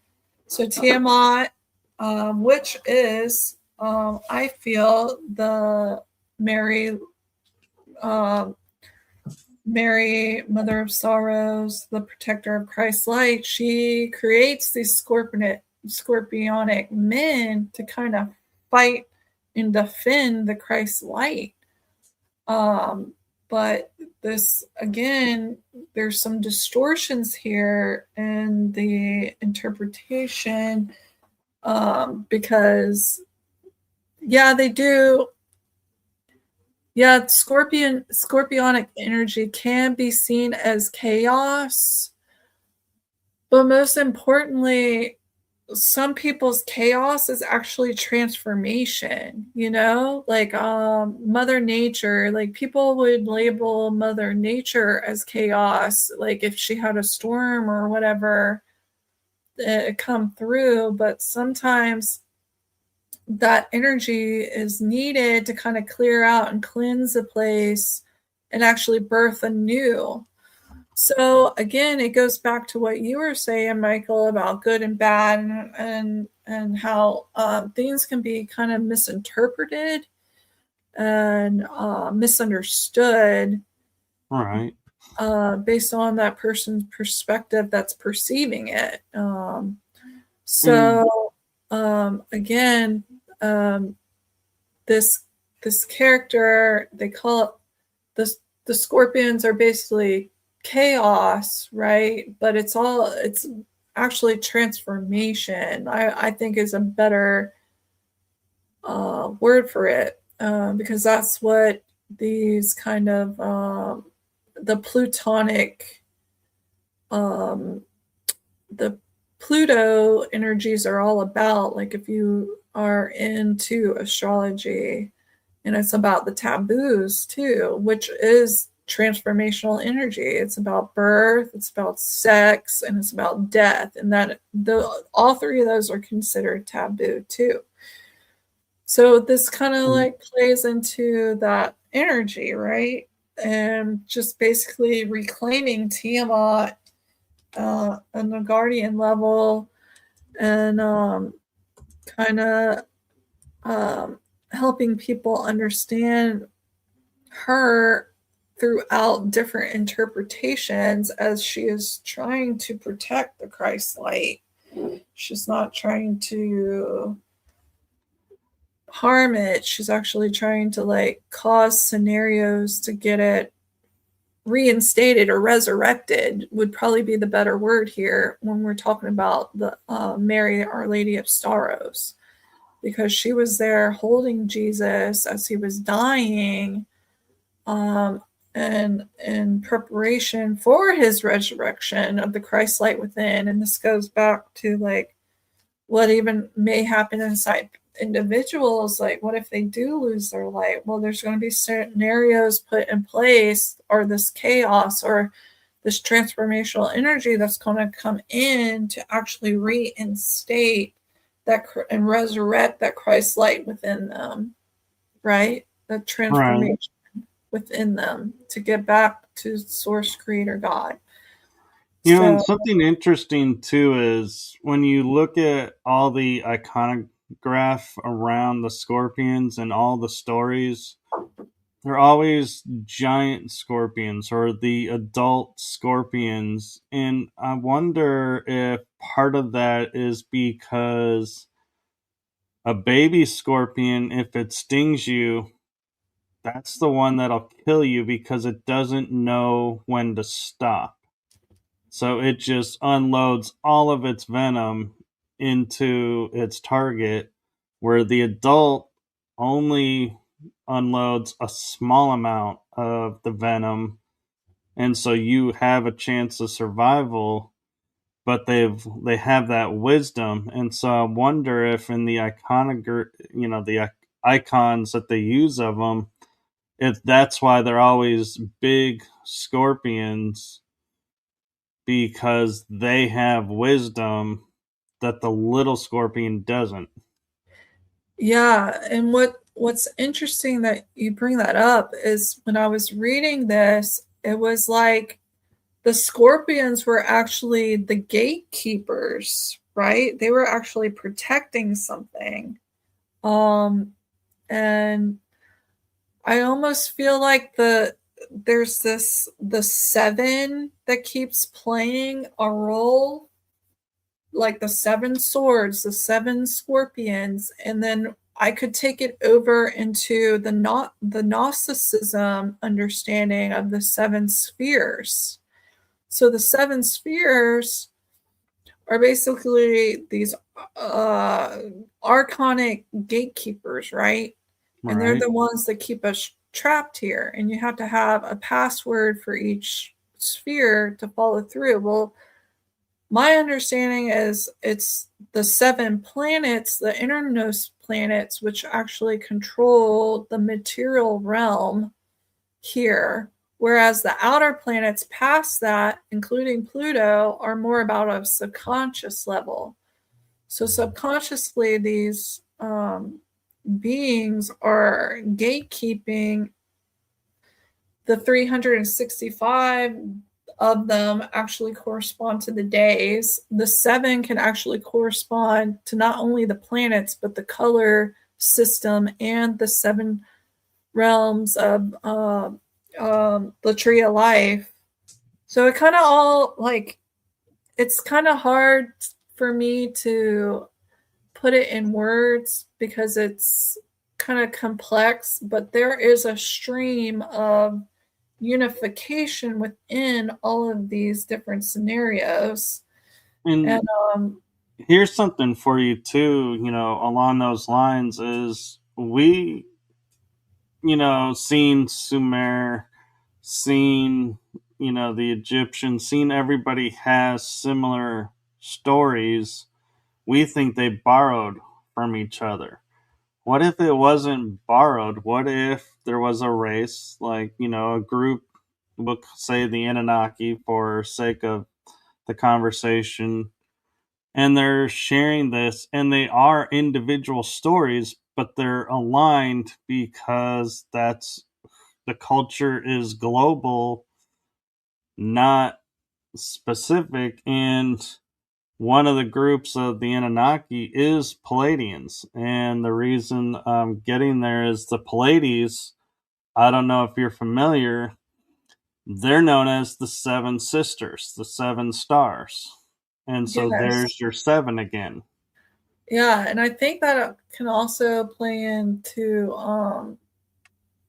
the river, the Absul too, or Absu, um, which Yeah, actually is Eridanus, but it's like off. Anyway, it gets in a celestial era area too with these stories. Like these right. stories actually connect with the It would be, stars, but yeah, it'd be also like our the body. Egyptian duat. Yes, yes, with the 12 gates. Yes, exactly. It's the same thing with that even. And this goes back to that micro to macro, like it's just I'm trying to create a luminous pathway where like people can like see all this and see all the distortions and see how it's maybe being used and weaponized into dogmas to kind of put control and constraint on us. And maybe we can navigate out of it now and see the more powerful message behind the Christ light, and the mother void Manu fields that hold that Christ light, and what its true purpose is to neutralize these subconscious poisons and these kind of creatures, the hybridized creatures that are causing the chaos, but really it's transformation energies regardless. It's all serving a purpose down here in this kind of divine play that we have, here, and this experience that we're, so blessed to be experiencing, the good and the bad, because it's all helping us evolve at the end of the day, right? Like Right. we're all kind of learning what we came here to learn, and getting the lessons, and we're also teaching the lessons. And yeah, it's kind of like this beautiful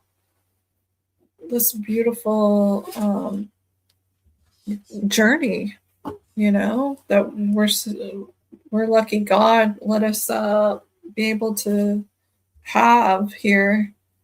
um And I find it a blessing that, there are individuals who, you know, they may not consider themselves gifted, like they're not mediums, they're not contactees, they're not experiencers. They're researchers, but researchers have a gift of putting information together and seeing information in a way others don't, and that is a gift in itself. And so I don't view them as not gifted, I view them as equally gifted. yes, yeah, if somebody's devout in their studies enough and they're able to bring forward something that actually, just think about all the pivotal people who have brought information forward that completely changed the planet and changed the way we look at things and do things. Like, if it wasn't for those researchers that were able to like put it in a conceptual and context in a way where everybody could understand, then like we would still probably be in the Stone Age. Right. It's just really beautiful to see, um, different people able to bring information forward, and the people that actually can gather that information see the bigger tapestry and put it in a way where everyone can understand it. I really appreciate anybody that can do that, like in so many fields. Like we need more researchers like that, um, in the Right. world. And you know I view you as one of those. I appreciate you putting all this information together because you're connecting dots I had never thought to connect, and changing my awareness of some things just by doing this. Oh, thanks, Michael. I appreciate that. And yeah, just this is like one of my passions. I'm always kind of trying to help the planet and people, anyway, and anyway, anyhow I can. I've always been this way, and these kind of Pluto energies are kind of like my specialty with my death doula and birth doula and sex alchemy. It kind of all plays its part, and it's helped me on my journey too, of evolution. Just doing all this and seeing it for what it is very profound, and it's like, oh wow, it just puts me that much closer to God, and just how beautiful like all this has been, like, over eons. Even though, yeah, there might be some dark wrapped into it, it's just beautiful unfolding and flowering of consciousness, that I get to experience, but also get to help other people experience illuminating these pathways, you know? I And agree. maybe they have And more to add to the pathway, you know? That's right. the beautiful part is like once this gets out there, maybe they can add more to it or take away from it and vice versa and just help others and utilize it And in, in a it makes beautiful sense to way. me now why NASA and the scientists kind of took Pluto out of the equation and were like, yeah, this isn't a planet anymore. And I'm like, what, what do you care? Pluto's on the outs, it's like the last planet in the system. Like what do you care? It doesn't have anything really to do with us. And now it's like when I'm looking at it in the form of like Scorpio and, all that it's attached to, I can see, oh, wait a minute. There is, a reason now why this is going away because the narrative can't allow this to be. And so, No, yeah, oh, exactly. And not only that, but there's a there's a nerve in the brain that actually connects to this too, right? And it connects all the way up to the Plutonian energies and guess what that nerve um conducts or helps? I would Smell say, and taste. So think oh, about a certain something. They were targeting that too, but it has more than just that it does. Okay, so they were trying to cut us off like that too. So it gets way more in depth than people realize this. And I've spoken about this on another podcast. I won't bring it up, but I went into the depth of the 10th gate and the targeting of certain um, nerves in our cranial that are connected to smell and taste and what they do and the agenda why they want to leave Pluto out. You know, it's a lot bigger than people realize. oh yeah. So, um, I just made a connection too, and for the sake of the show, yeah, I'm gonna hold it back, and I can tell people offline what it is. But yeah, I kind of worked hard to have this channel, and I don't want it yeah, shut yeah, down. yeah. That's why I was like, we're gonna just skate around it a little bit, but if Yeah, picking up what I'm putting down, that's good. That's I good. am. Okay. So back to this presentation. So we go into so we just got through with the body as well as the kind of uh, mythos, the comparative mythos of it, right? Well, now we're getting more into like the planetary and the celestial understanding.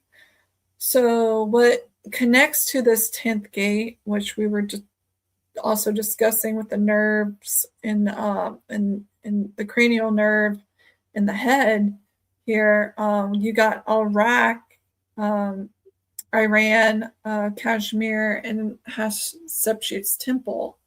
And we all know that there's a big I don't know what to talk about if we're allowed to talk about this, Michael, the war that's going on. Are we allowed to talk about that? I tend to. Kind of okay. I Well, look at it in the esoteric, like hidden okay. way of it, but I don't do the political or Oh, okay. I that see. kind of. Well, esoterically, um, this would be kind of the positions that kind of help those axonal meridian naughty chi lines that I was talking about earlier in the 10th DNA strand. and essentially also the 10th cranial nerve, which controls smell and taste. Oh, yeah. So we know that there's conflict happening right now over there, and there's been massive undertaking of fighting for Stargate reinstatement and getting it in the correct hands and getting it cleared from nefarious people who don't want us to surpass the soul star chakra level within our divine blueprint of the 10th strand of DNA. And this Right. goes all the way up to that Plutonian scenario that you had brought up with NASA. So it goes that deep, you know? And, And go ahead. and I was going to say, as deep as we're going, I feel like, and this is my opinion, but to me, it feels like we're still on the tip. Yeah, We haven't even gotten off the tip yet, and we are so deep. It's like this is how huge of a scale of what we've been denied is. exactly.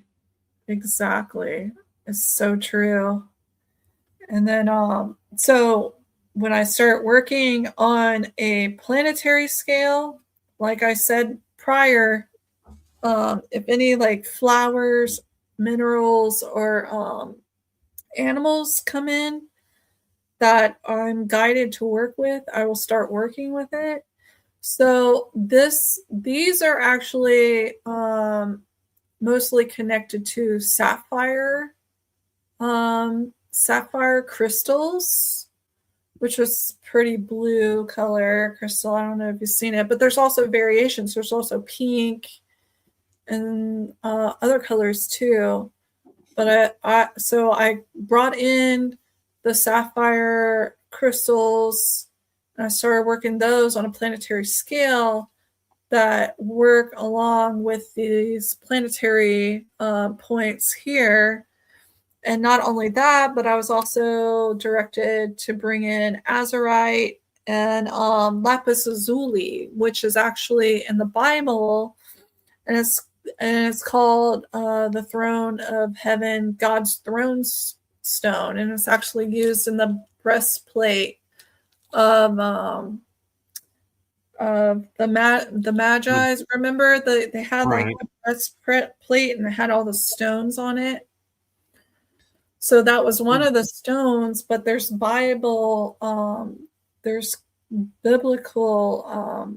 texts that actually connect to lapis lazuli, and please feel free to research that yourself because it's fascinating. Yeah, and I actually have an interesting question for you around the sapphire, like the sapphire, emeralds, crystal, actual crystals and everything. Their scientists are now growing them in labs and Mm. making them look just like the real thing.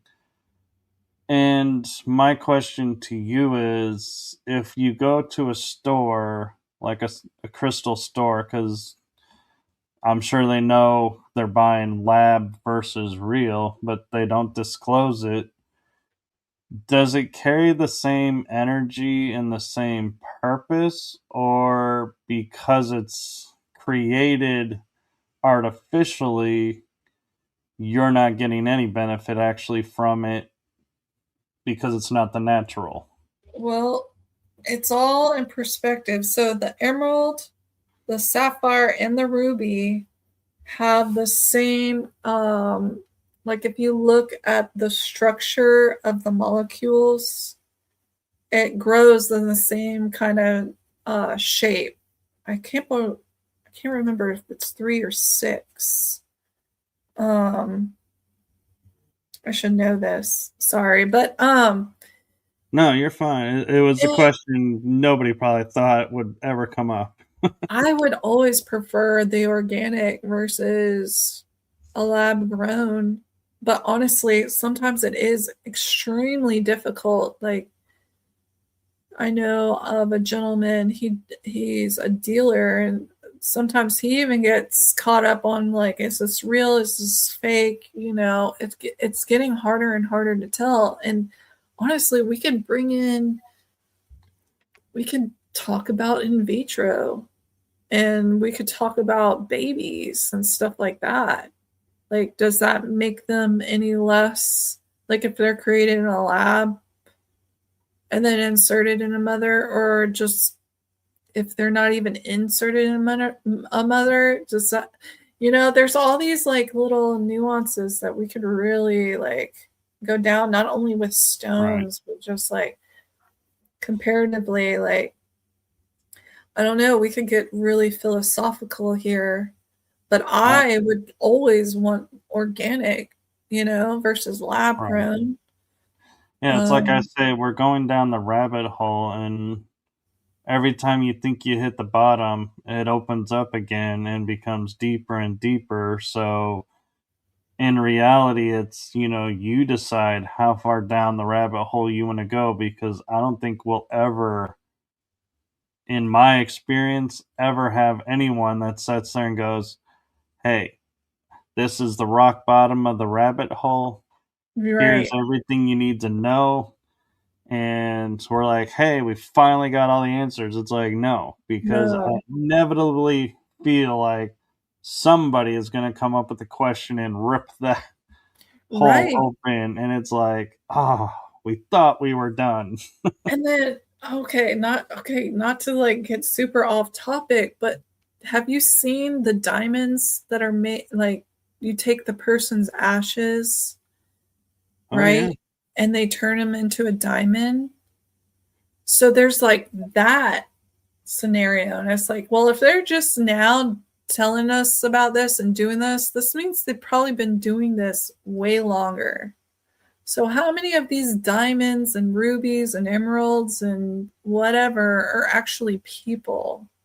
Like, that kind of like blew my mind, when I was kind of going down that rabbit hole. Just Yeah. something y'all could Well, kind of branch off of this conversation, but it's something to think about. and I'll just segment for a second and say, being a paranormal investigator, there are objects that are known as trigger objects, and a lot of them are jewelry, can be a trigger object. Mm, And you're right. It could be because we think they imprinted on the stone or on the ring or necklace, but it could be their ash is in the ring or necklace. We never think about that because we feel it's so new. But you're right. That probably has been done for centuries, and we just are now, quote unquote, disclosing that this is an option. yeah, yeah. So it's all, there's nothing new under the sun. We think it's all new, but a lot of this is just, it's coming to the surface, but it's been going on. I mean, we could say that about so many conspiracies, right? Like, Right. it's all been done before. It's just now it's coming out of the dark into the light, and people are getting awareness of it. Yeah, and So, it's almost like I want to say, for all you people out there that think disclosure isn't happening, hey, we just disclosed something for you. So disclosure is happening. it's happening right here. You got a first row seat.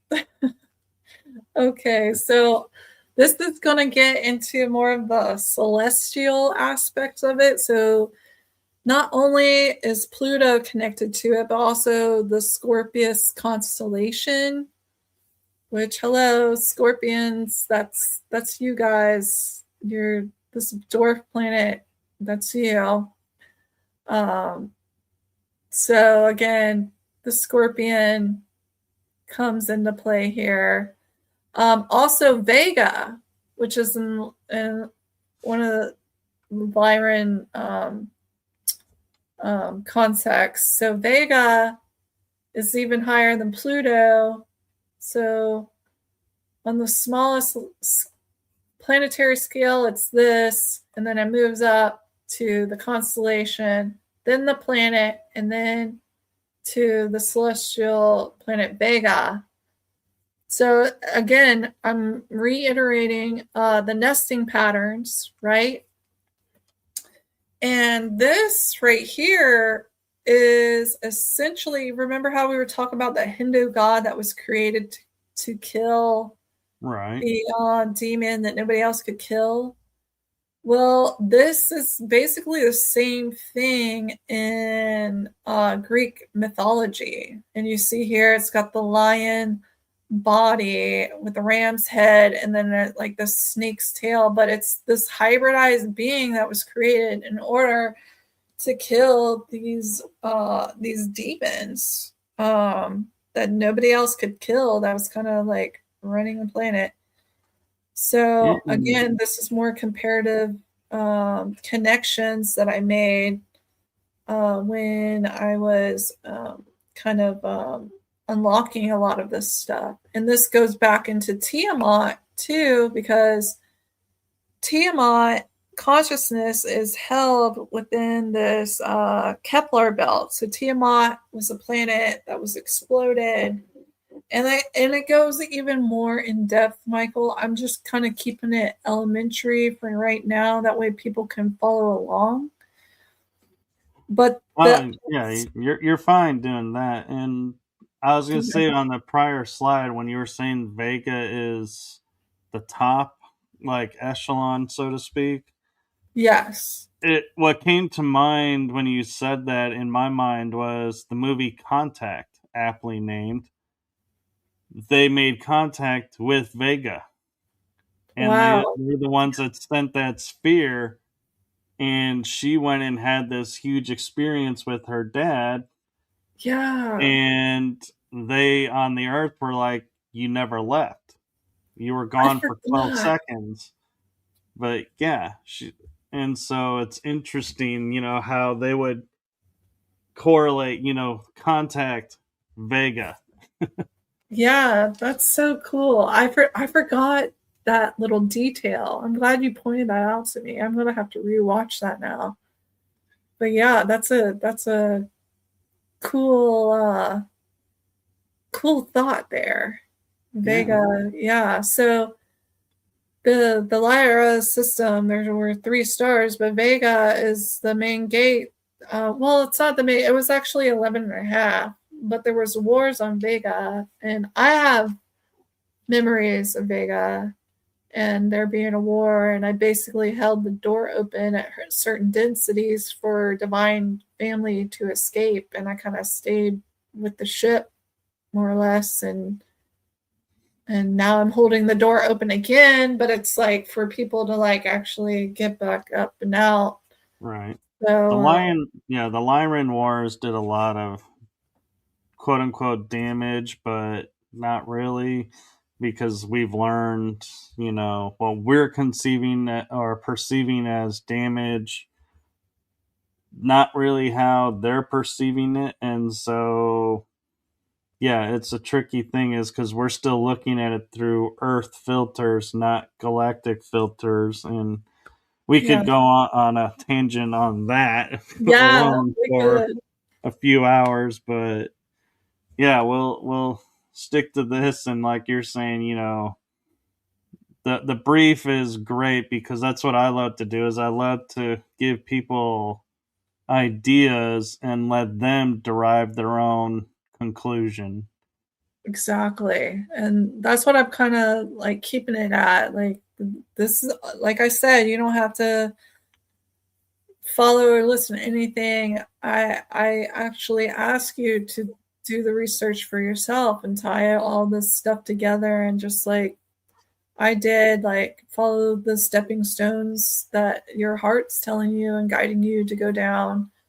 But again, this all connects to like the Tiamat consciousness, which is a planet that was exploded and is now the part of the Kepler belt. And then you have these dwarf planets that are also out there. And remember, the 7 inner planets run the material, whereas all the other planets planetary systems on the outside kind of tie into the more subconscious. This is why it's called Solomon's seal. It's like David's ring. There's a seal and it's got the 7 planets, and supposedly it's the Star of David with 7 planets around it, but he was supposed to be able to control everything with this ring, right? This magical ring. Well, it's actually like the 7 archons or 7 planets on the inside, which they influence the material realm. Like there's spirals inside of spirals here of energy, and we get hit and influenced by these energies as we're also spiraling and spinning through the galaxy.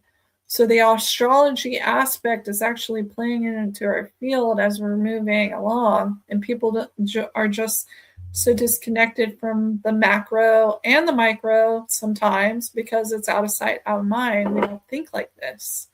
So this is playing into the nesting things. And we also have the moon. The moon is basically considered part of that consciousness of Tiamat. But I'm just trying to help people understand. So the Kepler belt's out here right next to like the Plutonian energies, like it's in with that.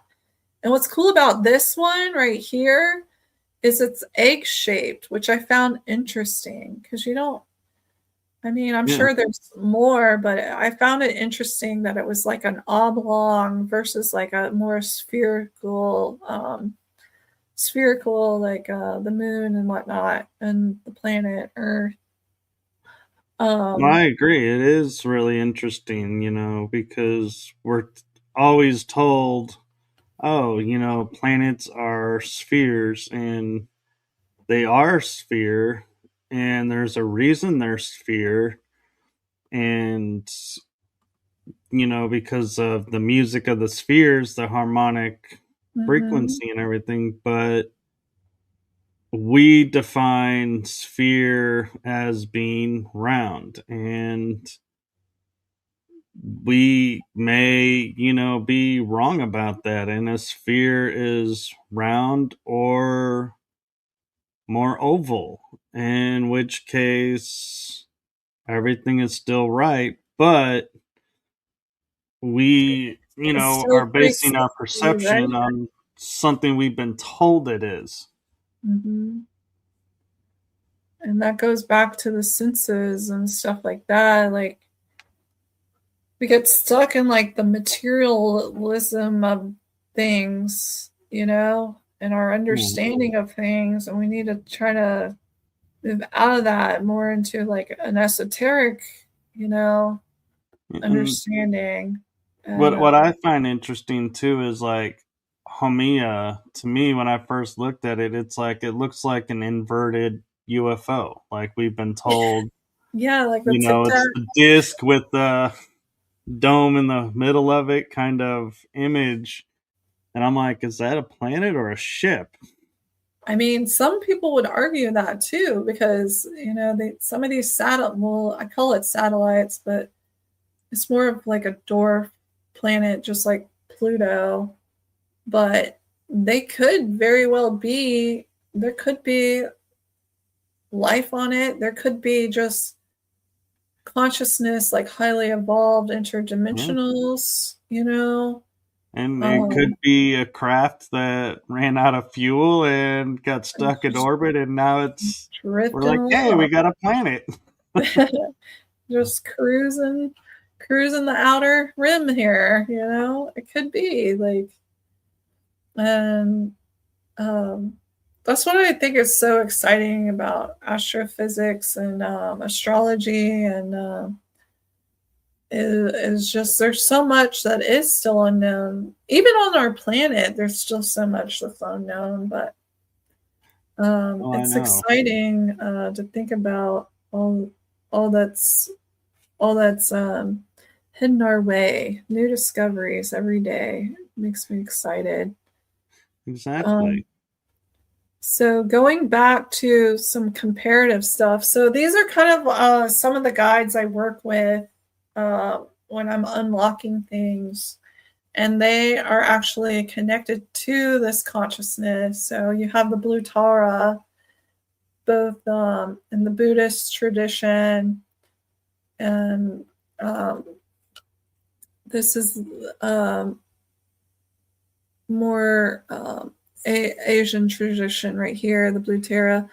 And this is the Hindu tradition. This is Nila Saraswati, is a form of Saraswati that I work with.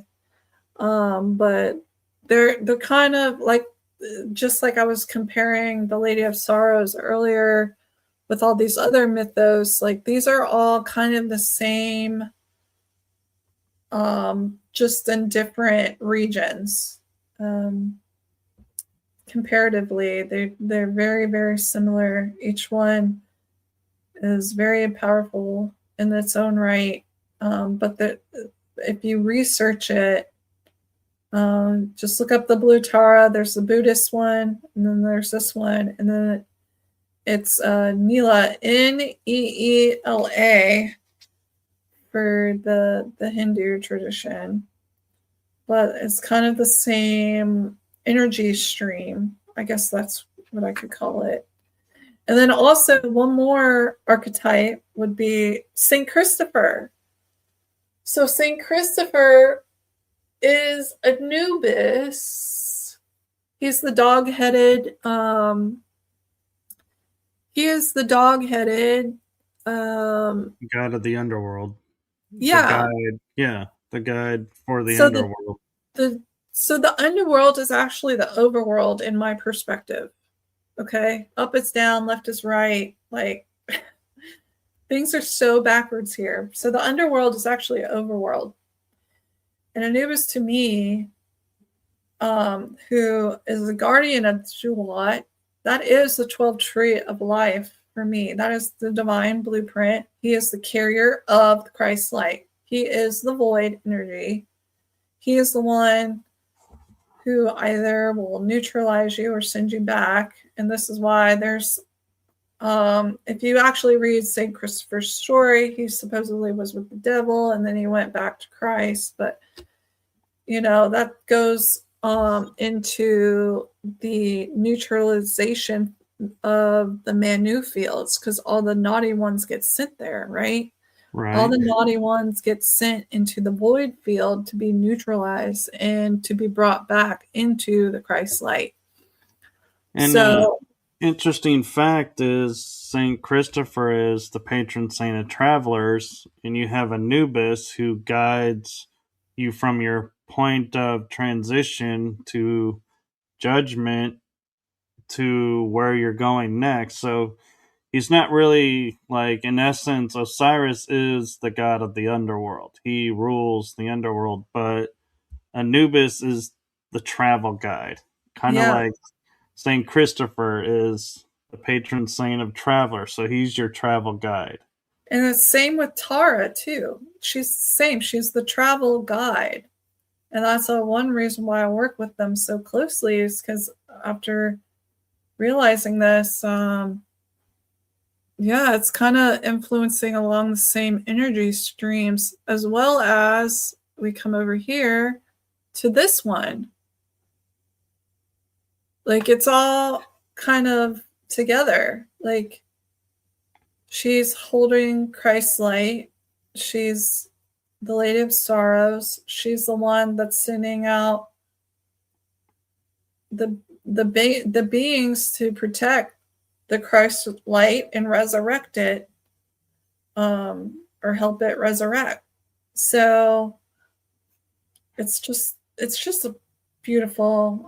I hope y'all are following me the way I'm.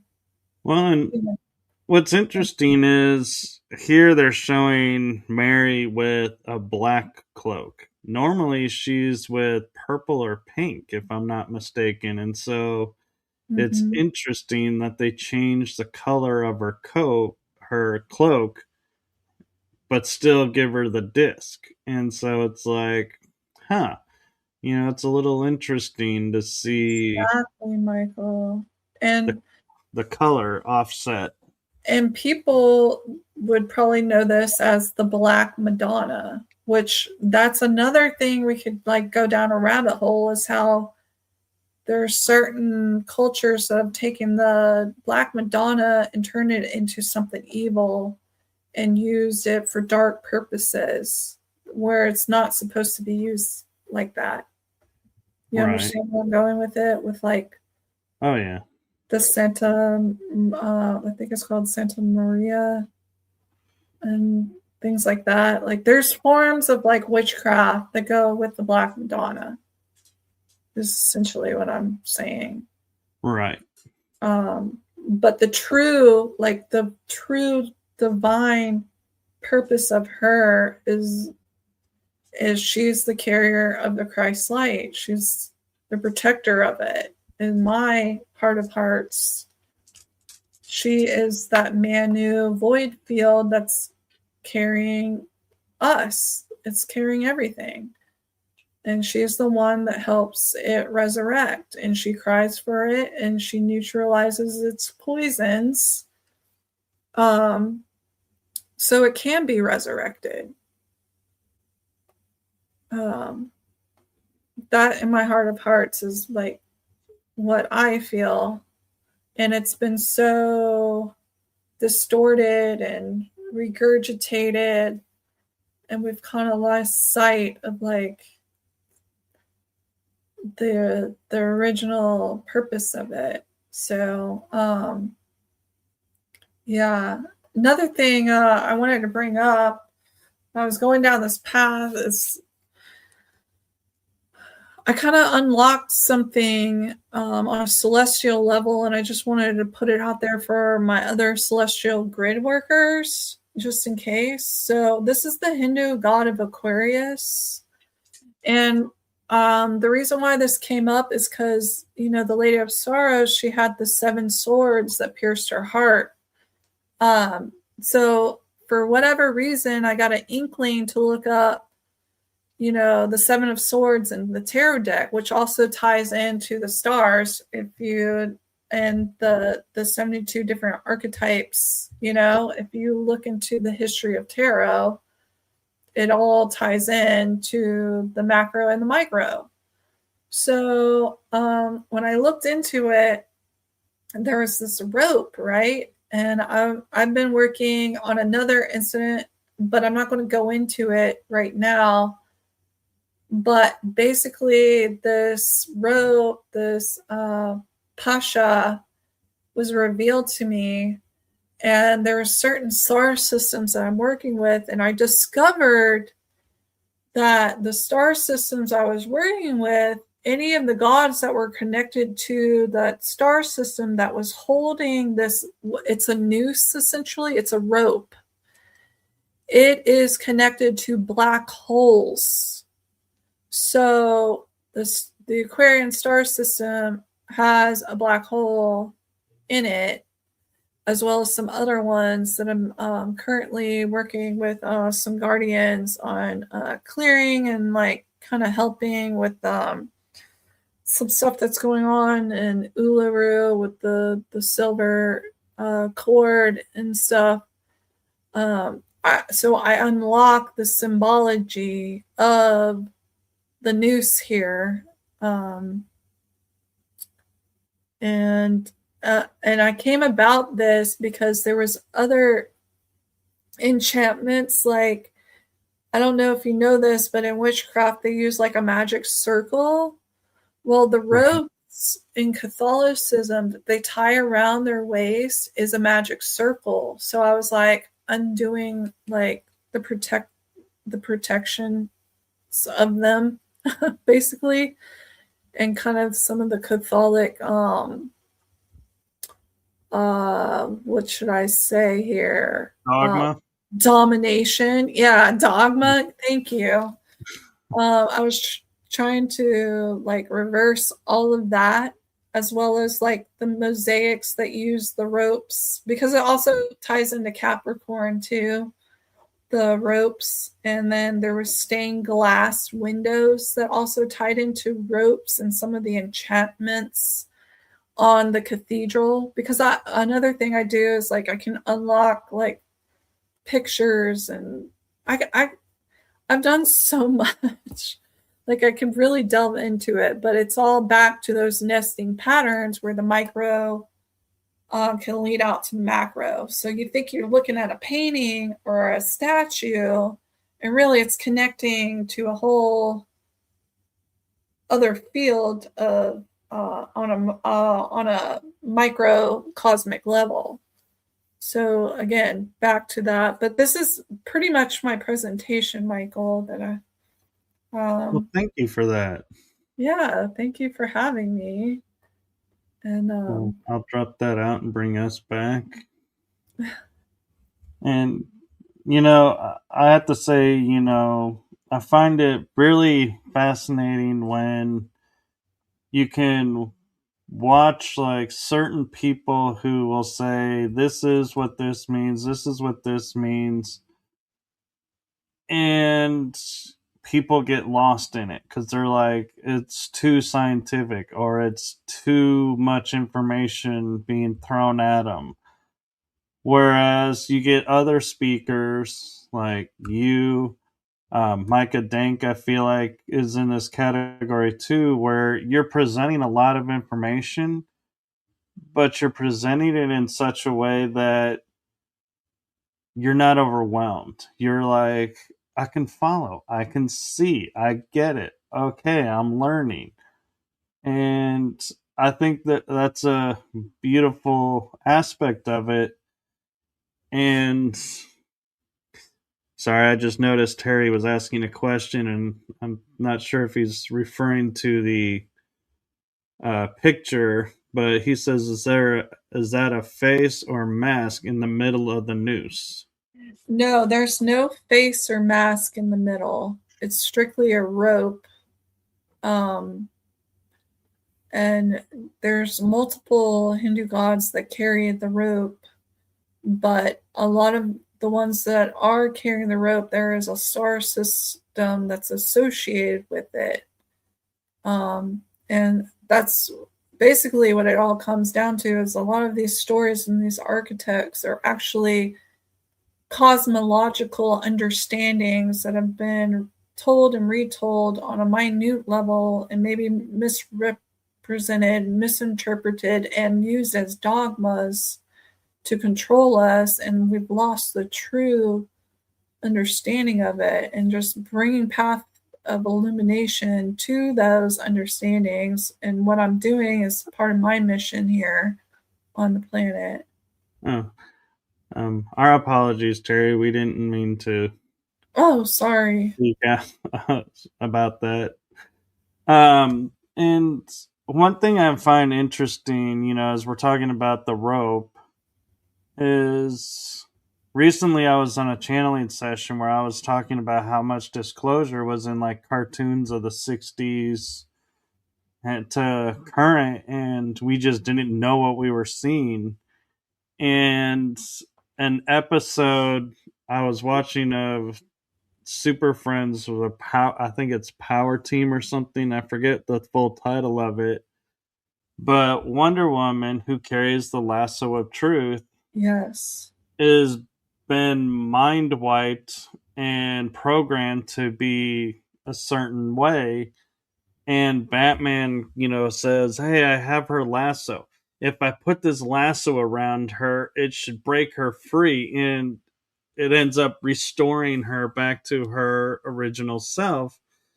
And I thought, how is it interesting that we're looking and we're seeing ropes and everything, and she's carrying a rope that restores you to your original state And and that see, you cannot lie. And it's like, you bringing that up, it's also that God, he brings about cosmological order.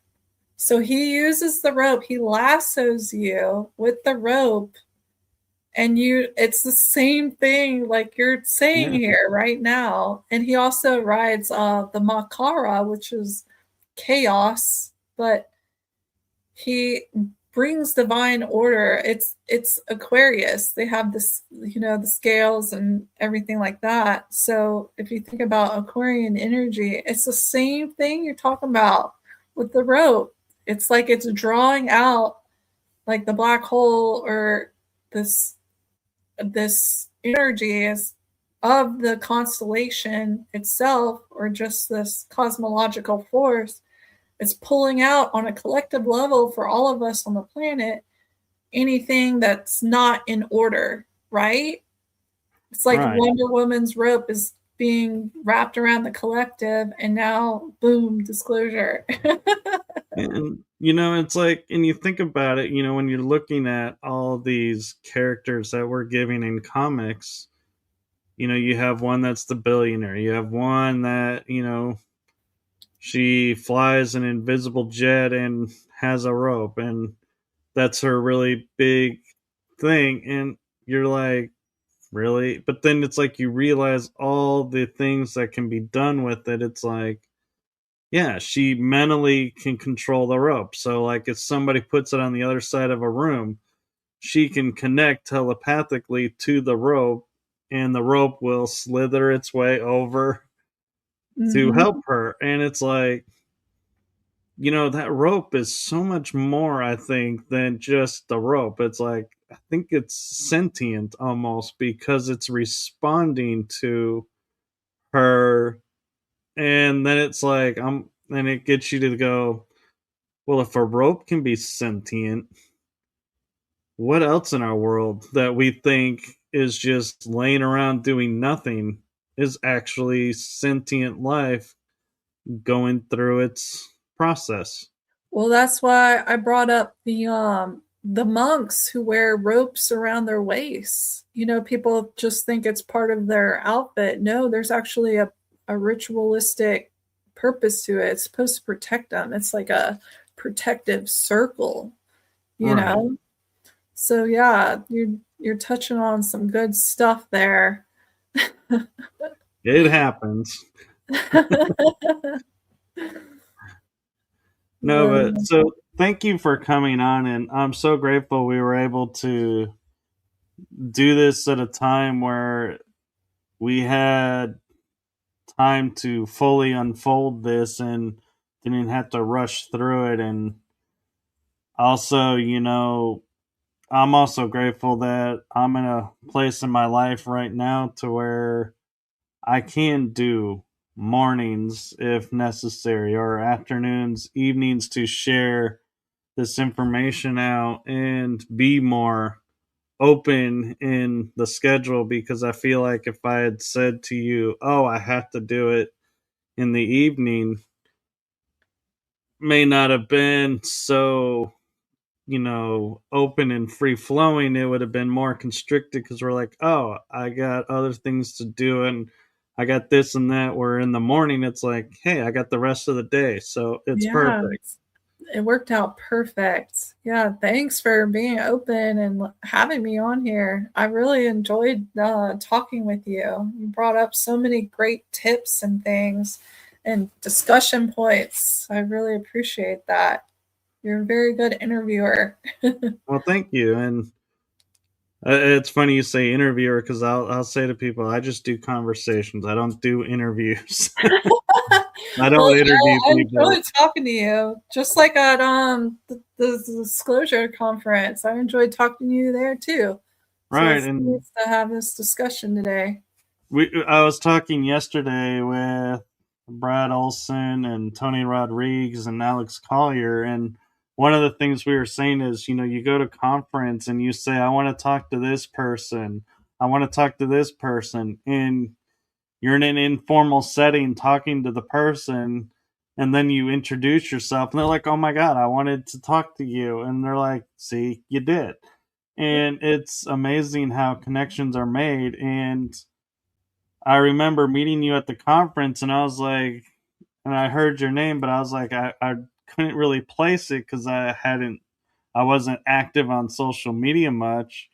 And then I came across Marvel Bliss on TikTok and on Facebook, and I was like, hey, this person looks really cool.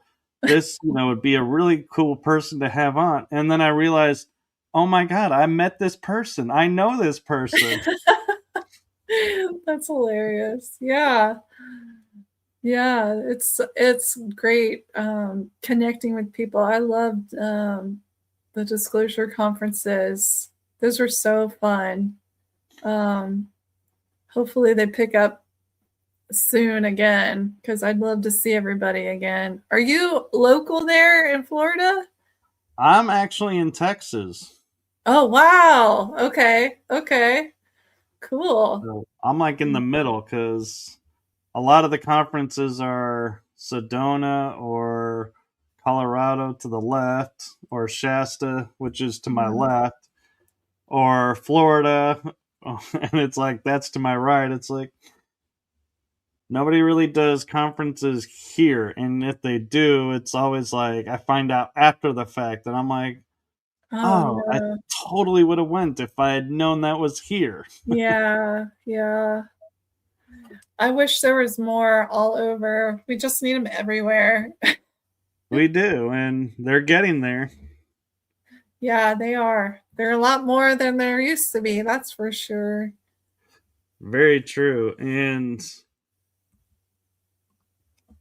I do have a message for you, and it's a message I like to give all of my guests, and that is from my heart and the heart of my shows to you. Thank you for what you're doing for humanity. It's seen, Oh, felt, heard, and so appreciative. And in your case, so poignant in today that thank you for putting this together and sharing it and oh, being you. thank you. Yeah, thank you from my heart to you. I sincerely thank you for having me on today and giving me the space to do this. And I appreciate what you do too and what you bring to the table. During this was just as poignant as mine. So we had a good flow here. So Yes, and it's great. do follow along on, Marvel Bliss on TikTok, and she's on Facebook. You can follow me on my shows on YouTube and Rumble, and you never know, Marvel Bliss may be making another appearance, if I'm going to cross my fingers if divine timing works, we'll have her back on and we'll continue this because I feel like there's more to what she has to share with us than what we were able to cover in this almost 3 hours. And it's like amazing when you get situations and guests like that, that it's like, yes, they can be repeat guests, but the information, I try my best to always be different when I have them on and not repeating the same story over and over. Exactly. That that would be lovely. I look forward to that. If we do plan it in divine timing and everything works out, we'll do it. Yes, and thank you to everyone in the chat room and everyone Thank you who's guys. watching. And with that, I'm going to say, normally I would say good night because most of my shows are at night. I'm going to say instead, have a blessed afternoon and rest of your day. And thank you again, Marvel, for trusting me to come on the show and sharing what you had to share.